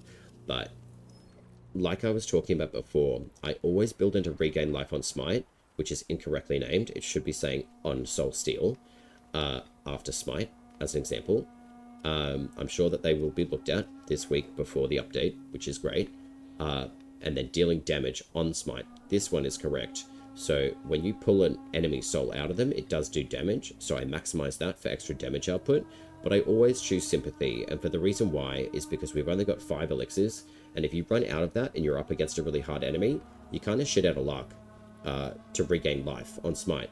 And if you have another smaller batch enemy come through and be like, yo, I'm going to give you my soul, and you don't have that active, even on O-Shelter, I know it seems counterintuitive, but for my understanding, I still think this is a safety card for an envoy to maintain keeping their life and staying alive, especially with the Koga system being brought into the game as well.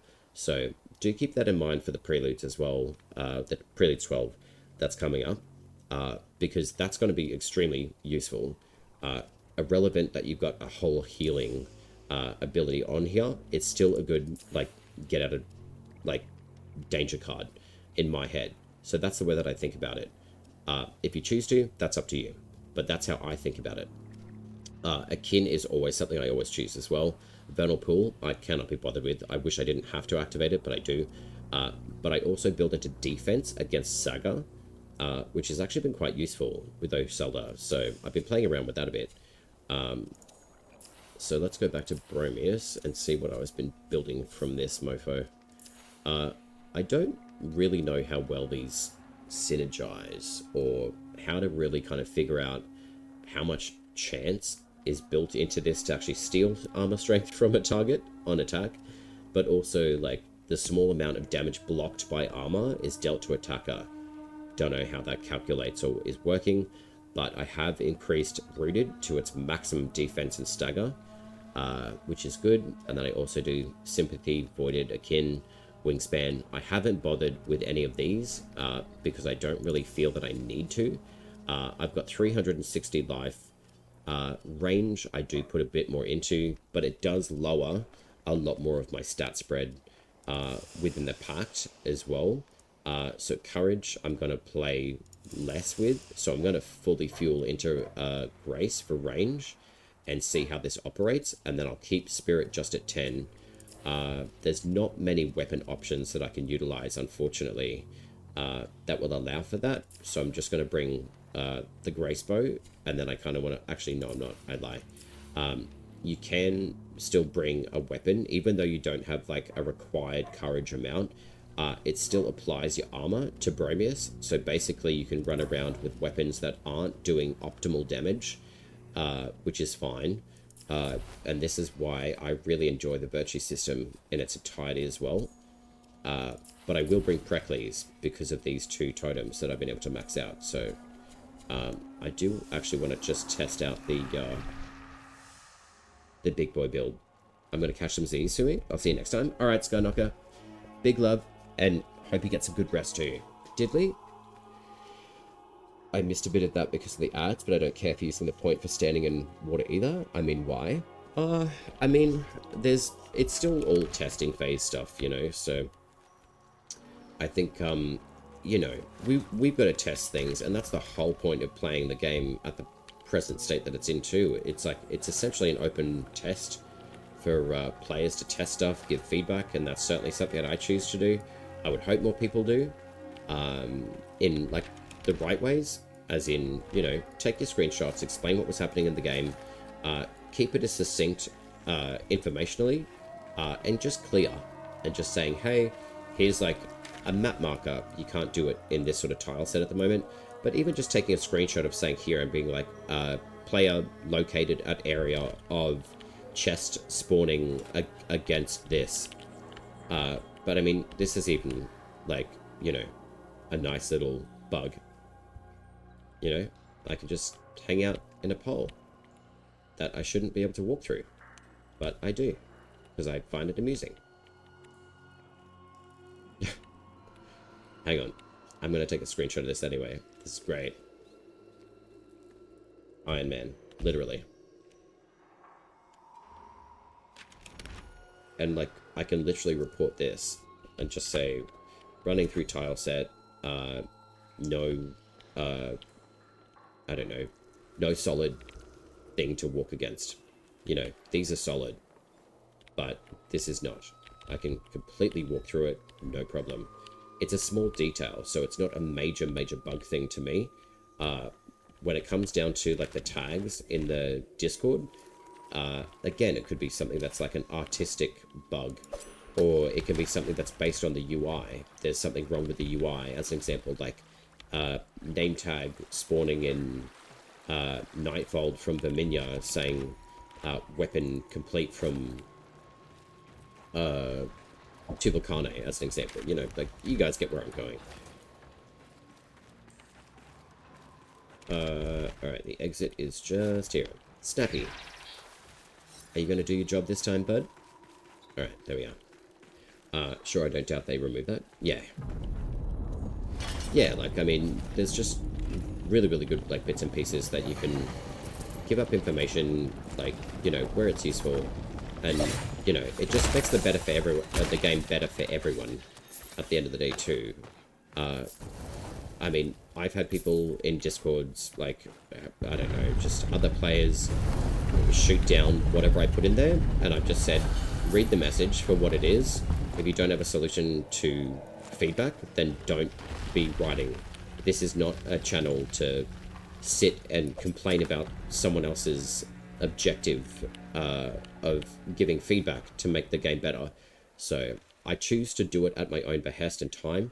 Luckily, around this time for me, pretty much everyone's sleeping in other places of the world, generally. So when I give feedback, you know, I just have a look and see what the devs and the people who support the devs have written, and say like an announcement and be like, okay, cool. This is the way that they want the process of, you know, giving feedback now is operating, and just follow through that process. Volumetric wind, I'm good. I'm going to put you back on low volumetric fog quality, only because you make the game look prettier. Alright, there we go. That's much better. It's only in the areas where there's a lot of volumetric fog. It's a bit but I know it will be smoothed out eventually. So break. There we go. Oh, hello. Yeah. It's just, I feel for the people who do have to go through all of that information to see what's relevant and what's not. Like, holy moly, man. Like, I put some stuff down, and then, like, and this was back when I first started Soulframe too. And I'm gonna keep this as honestly objective as I can. It's a feedback, you know. The way that I think about it is, it's a great game. It's got a great amount and sense about the people who are joining it. I've had my gripes in the past. I've talked about them. I've whined about stuff. And I thought, you know what? I'm going to check myself here. I actually really enjoy this game. And, like, I'm essentially, in my own way, representing it. So I'm misrepresenting myself and them. So I took a step back and had to reevaluate. And I thought, you know what? Be more objective about my feedback on it. Not everything's going to be perfect. I understand that. Oh no, I'm in a glass cage of emotion. Run! Hang on. I'll get off my soapbox for a second. Bit rude, but anyway. So these guys are level 5s. And that's what Bromius does. I'm joking. It will do that, but let's go test it on very high level enemies, actually. So, it is very good. Oh wow, is that a new tree? Or is that just me thinking there's a new tree there? Excuse me, madam, that was rude.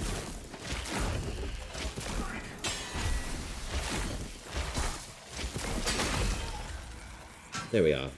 I swear that that's a new tree. If it is, welcome. And you are very welcome. I don't know why my helmet's open, though. I mean, I'm not mad at it. It's kind of funny. But I would love, like, a little, like, animation of the envoy putting the helmet on and then closing it. That would be kind of cute. Alright. I'm sure that that's a new tree. I know that may not seem like a lot to you guys, but details are, like, in certain things, like if I have a high interest in something, there's lots of detail, I'll pay attention. I plan to take the time and give plenty of constructive feedback. The devs are known for giving their community what they want in Warframe, but also fixing things that simply need fixing. Yeah, totally.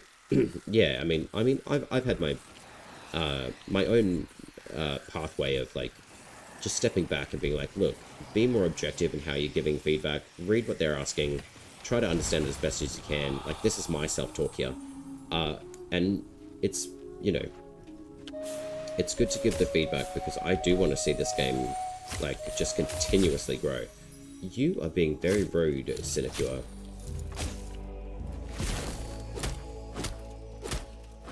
Like, super rude.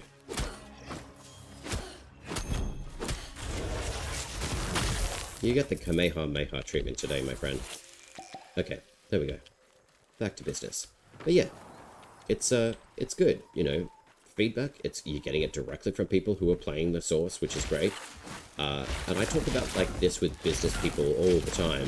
They're like, we don't know what to do next. I'm like, why don't you just talk to the people that you serve? And they're like, what? I'm like, it's nothing new. They're the ones who are consuming the product that you're giving them. It makes sense. Just go do that and ask them 3 little things and see what they say and leave it open to them. Don't try to control what they say. And they're like, okay. And they do it. They're like, holy smokes, like, we've gotten so much good feedback. I'm like, yeah, that's what it is. Just let it happen. So, as far as, like, yeah, it being pre-alpha and the state that it's in, like, it's a great game. Granted, there's, like, yeah, things to be ironed out and all that sort of stuff, but look, the guys are probably aware of it anyway. And seeing, like, the Q&A with, like, Sarah and Steve yesterday was really, really nice, too. Like, it's really good because they really touched on, like, some probably really difficult points to bring up, but also ones that needed to be clarified, which is awesome. So, you know. Oh my god, I just did a double stabby. Hey, you and your magical rings of healing. I want that magic, honestly. I hope that we can get new magic attacks. That'd be really cool. So these guys are level 30, but I'm going to save my rump thump for the castle. Thank you. I want your soul.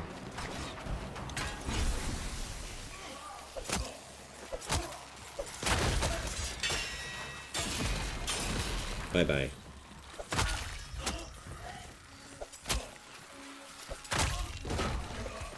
And the AoE, for some reason, of those lightning bolts that sometimes show up, but don't, absolutely decimate, like, a really massive radius.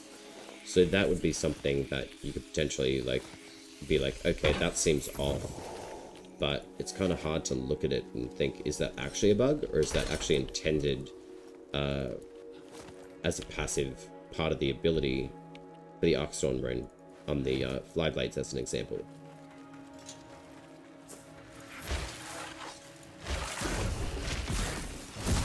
I will take your soul gladly, and I'm gonna run. I feel like I'm wearing a crown here. Excuse me, everyone in Kernhold, or Kerlau, I need your attention, please. Oh, I did hear a soul. Ah, so these guys aren't super high level. I'm just gonna fat roll around, which I actually really enjoy in this game. We don't get Elden Ring fat rolling, which is really nice.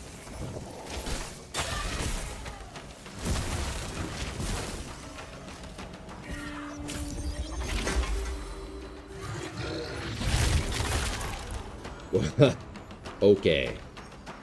That's got some damn good range on that. Okay, so there is damage to the roots, but it's not really that high. I want to do that again. It's always nice to be able to line these guys up. It's a very straight line cast though, that's the only thing. So if they are probably about like a meter away from them, they won't get pulled into it, unfortunately. So you're all, what, roughly 19, 20, you're almost all dead.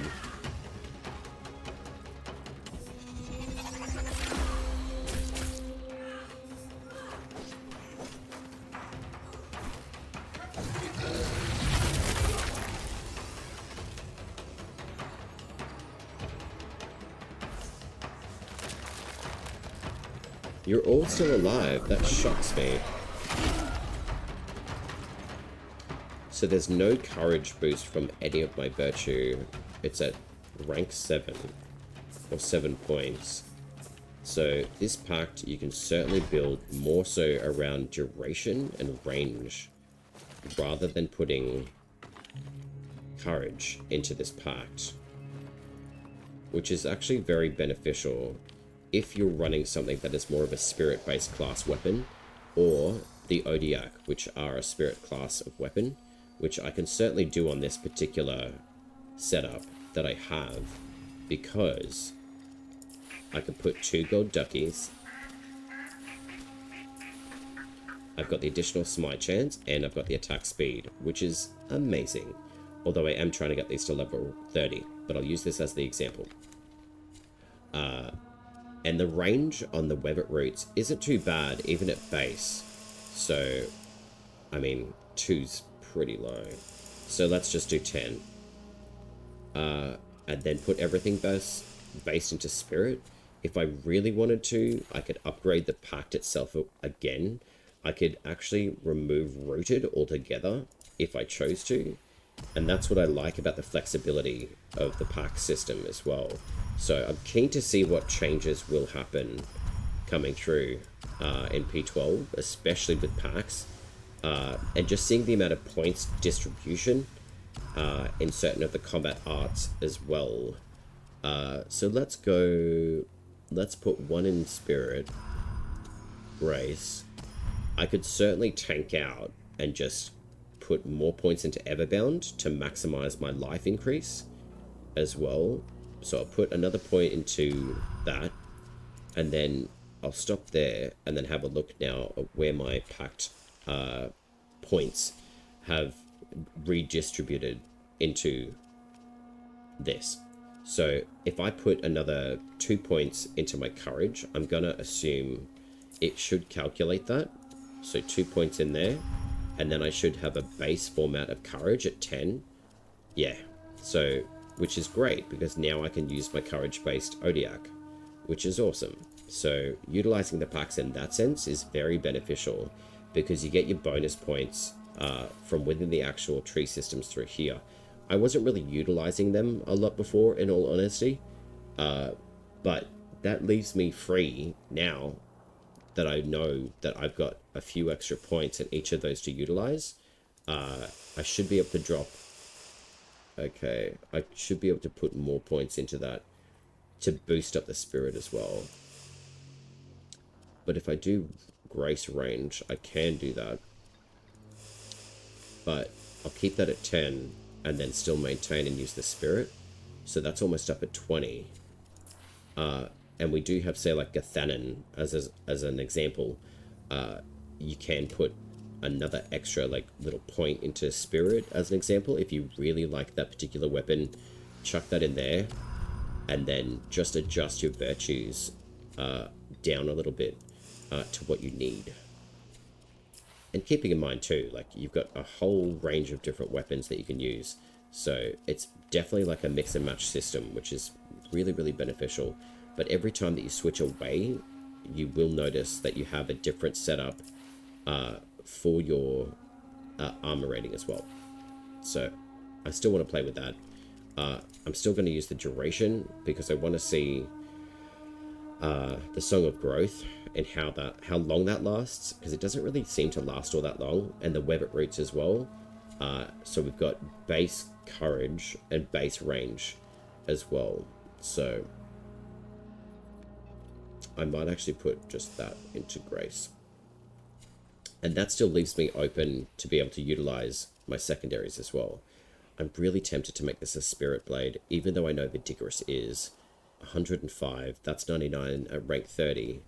But this one being attuned to Spirit is 105 because I've got 20 in my Spirit too. So I could switch it over and see what it's like. I should have enough of the... That's weird. Hopefully they fix that quickly. My Saptap's removed from my inventory. That's why I can't collect Sapphling. Oh, what? Wait, Sapphling?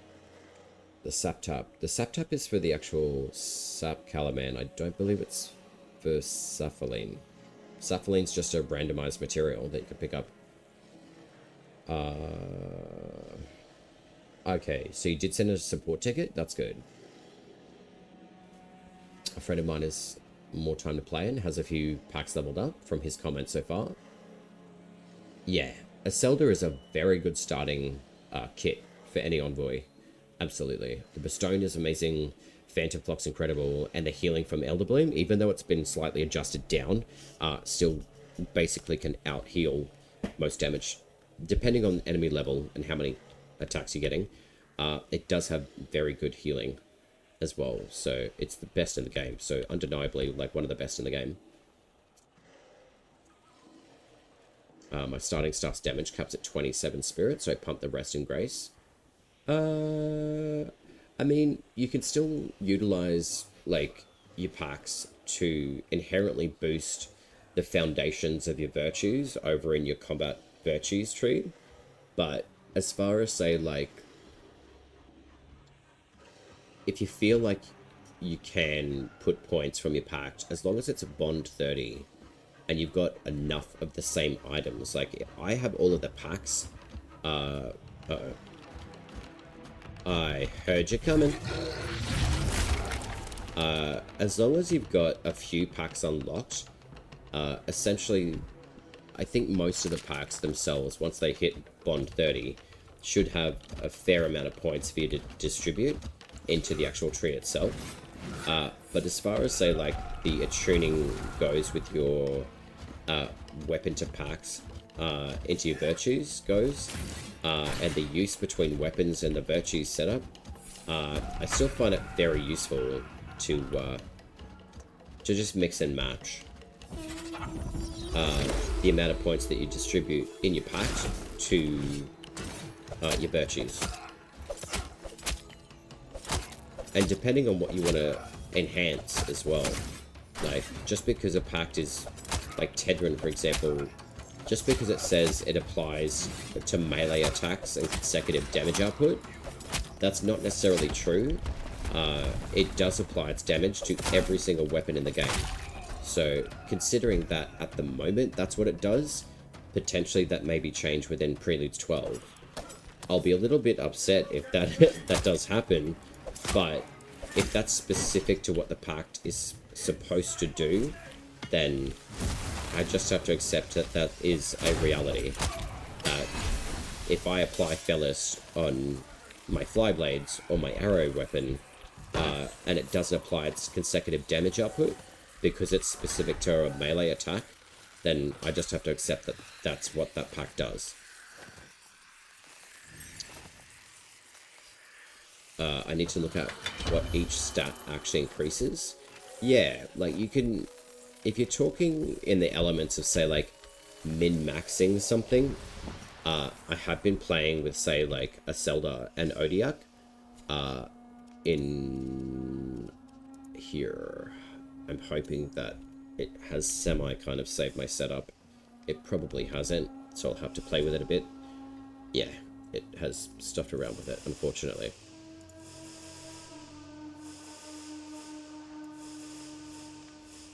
So I'll give you an example. So I've got this Odiak here, and it's a courage-based weapon. So I've got 10 points in courage. Zelda is a spirit-based foundational pact. And then I go into my upgrade. I boosted all of the spirit points into the Zelda itself because I want to maintain, like, the biggest duration that I can for Phantom Flock, Bestone, and Elder Bloom. So that works extremely well with this pact. With range, I guess, the range of the abilities of how far they cast, I guess I could play with that a little bit more. But I also have to factor and consider, okay, I've got a maxed almost rank Odiak at 86 in courage. But then if I look over at this Odiak here, I've got this attuned to spirit, but its attack damage does less at the max bond, where this one does like 30 points more damage because it's attuned to courage, where this one here is a spirit base at 78, and I've got 25 points in my spirit, and my points will not go less than 23 because of all the base points that I've been able to achieve within my pact points that I've distributed. And then when I come back to spirit, and then I look at the spirit-based Odiak being equipped, I still like to be able to do the UI thing, because it does give you, like, an effect of, oh, this is what it's going to be doing. It doesn't. It really annoys me at this point. But hopefully, once the P12 is done and this gets ironed out, we won't have this many issues with the UI. I doubt that we will. So we've got 78 there, and then once I apply it to my Envoy, it should actually update the amount of attack points that you see on the screen. But if I put 24 points in, it now goes up actually it doesn't. It actually stays at 78. So the differences that I've been looking at between different weapon attunements is that courage will always do more damage output than, say, like your spirit base and your grace.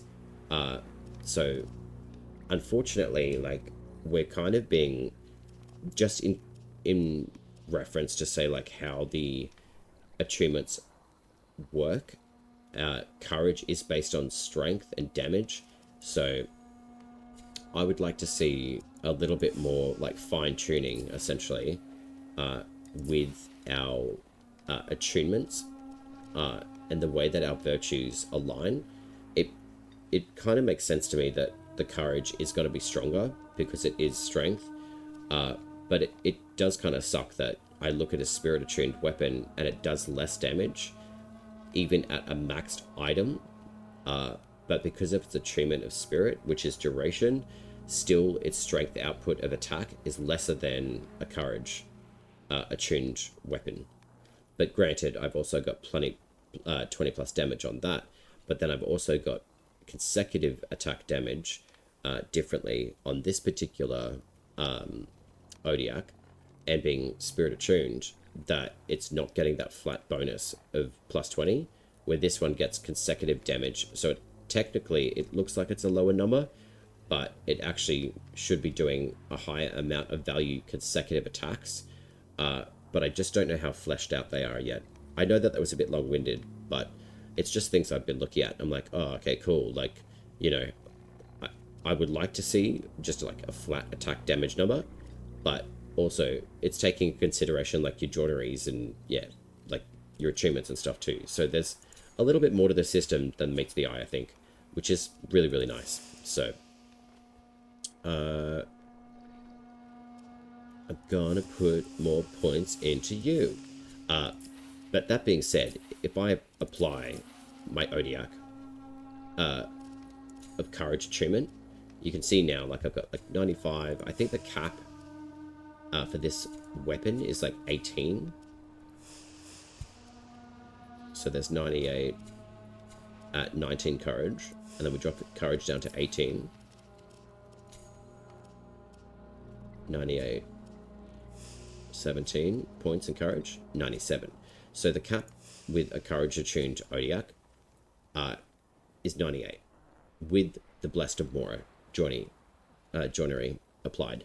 So the damage output is quite good on that one. And then, say for example, if I want to like switch this one over to like spirit, I can, although I can just use vigorous, and that'll give me like a flat like 110 damage output.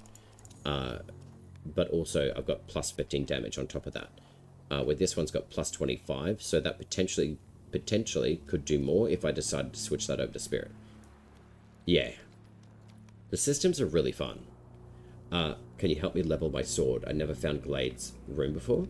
Oh yeah, Kellerman, we can go do a leveling for sure. I think, yeah, I've got to do some leveling stuff. I probably won't do it for all too long, to be honest.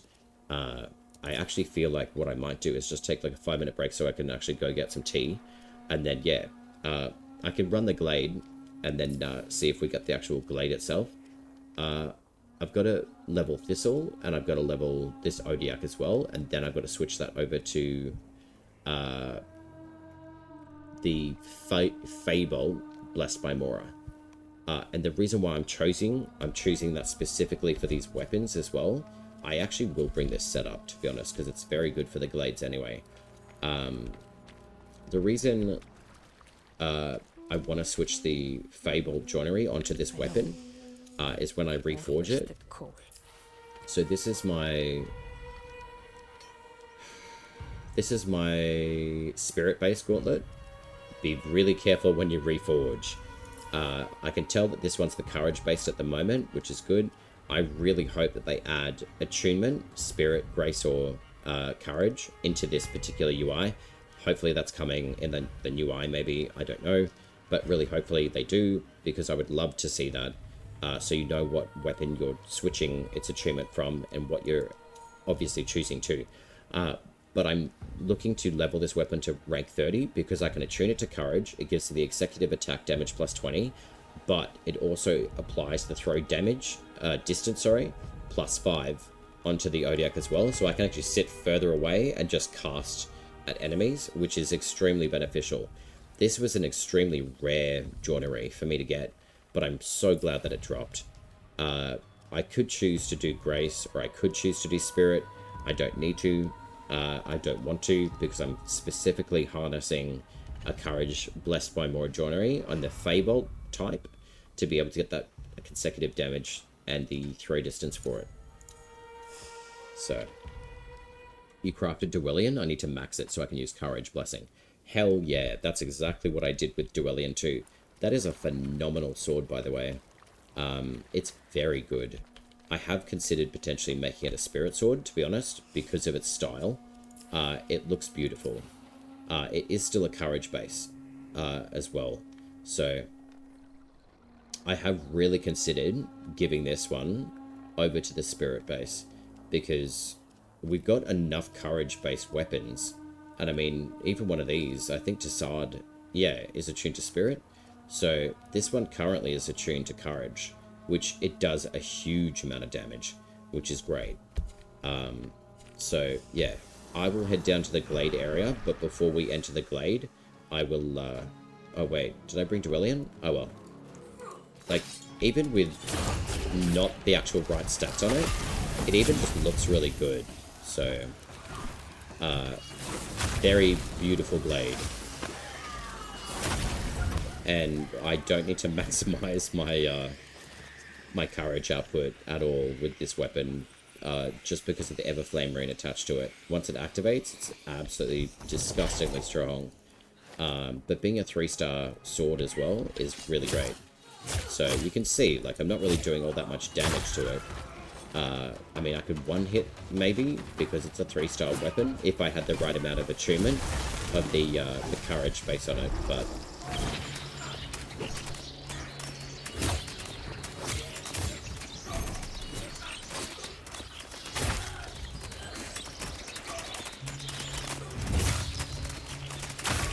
But as a spirit sword, why not, you know? It looks insane. So, I really think I actually may... What's a 3-star weapon? It's just the rarity of the weapon, essentially. Ignite Mora used to be a 3-star, but unfortunately has been dropped down to a 2, which I don't really understand. I don't think it's anything too much to focus on, in all honesty. Also, if you are looking to start the Vivenia quest in Soulframe, you do need to come to this area. I'm curious to see what the new update will bring, especially with the player direction. This is the glade area that you need to come through to essentially do that quest. But this is one of her little floppets. I would recommend using your spectral sight. And it will make this little dude glow. And he needs to be maybe a little bit bigger. I don't know. But he makes enough noise. He's like, yo, get over here. It's basically read this little report and then just run through this tile set, collect, do everything that you need to, and then you should be able to get through the Vivenia quest. That is something that I found out not too long ago, and yeah, I'm really curious to see what the player directions are going to be like for the new start of the journey of envoys into the game as well. On Duelian, I'm using the rune and 4 squirrels. So you're using purely speed, smite, and I don't know what the defense does. Is that anti-stagger? Anywho, I'm going to let this little pipsicle squirrely thing just keep annoying you guys. Just while I go make some tea, and probably just take like a 5 to 6 minute breaky. Times 2 speed, smite, and parry window. Oh, okay, right. So you work into the parry mechanics? Nice. Good idea to work into your combat arts too, just as they are, to see how the parry will work, especially with the Spectre Strikes as well. But that's even more aligned with like the dodge rolls. But anyway, all right. I'm going to pop myself on a 5-minute break and I shall return. I hope you enjoy the be right back scene. It looks pretty cool to me.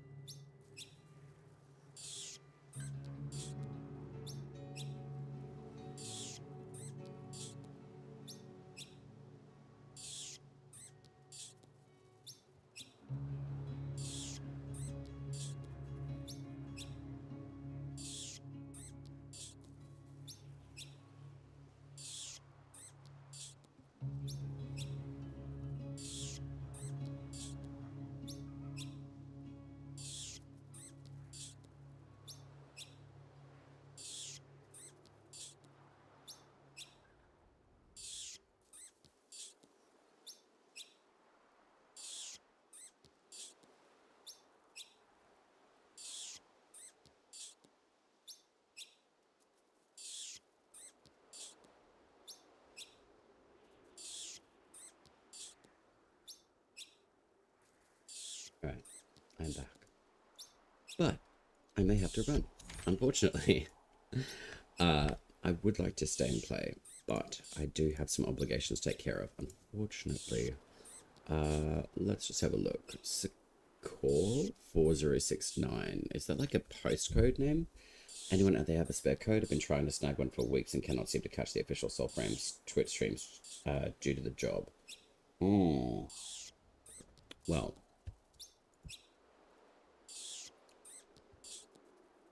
To answer that question, yes.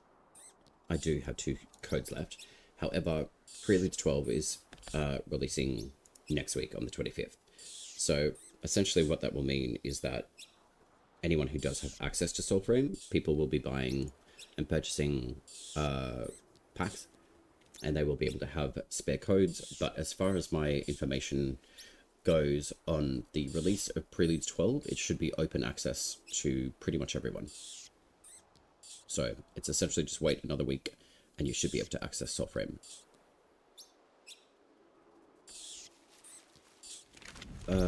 So with that note, I will probably have to run, unfortunately. I do have things to take care of. But if you guys do wish to join around the Discord, that is the Discord link. It's not fully functional in being amazing or whatever, but if you wish to join and just talk to people within the Discord, you're welcome to. And then also, if you are looking to join Soulframe, there are all the links. They should be active and working in the chat there for you as well.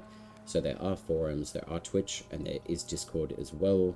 I would highly recommend, if you have not joined them, I would recommend joining the Soulframe Discord as well. Alright, Calaman, I wish I could stay and play, but unfortunately, I do have to run. So, thank you very much for joining. It's always a pleasure. And I will probably be back on later this afternoon at some point as well, so I can help do some leveling and doing the glades as well. So, I don't know what time that will be, to be honest, because I do have a pretty hefty schedule this afternoon, so it may not even be today. It may be tomorrow for me, which is Saturday, which I've already got some streams set up, but I may have to look at the times that I've actually got scheduled for those as well, and then look at those. So let's have a look. Schedule time, I do have them earlier set, so I actually am going to put them back into a later day time frame for me, just so we can run through some of the top 10 tips. So I am going to stick with that. As far as the Sunday stream, I'm actually going to remove that for now, but I will be doing an hour stream for the top tips, essentially for new players, or for anyone, really. It's not just new. So I should actually revamp that right now that I think of it. Top tips for all Soulframe players. There we go. Alright, so that should be back up on the schedule. So I do have that linked in for Saturday coming, which will be Friday night for most other people. But for me, it will be Saturday night. So I'll be running that for an hour, and then I'm probably going to redo the same thing for the Sunday as well. So I'm going to save that, and then I will add Sunday as well. But I will do that for at least, we'll go for 2 hours and see how we go. I could probably say that it may actually overrun that, which is fine. So, in-depth look. In-depth build mechanics for Soulframe players. There we go. So that will be on Sunday. So that is what I'm going to do. There we go. Cool. So we've got the weekend sorted out. So we've got the top tips for also Soulframe players, and then we've got the in-depth guide mechanics as well, just for what they are presently, and then we'll look at what that's going to be looking like in the future as well. So, okay. Big love to everyone, and I hope you guys enjoyed. Rest well, eat well, be well, and I will say ciao for now.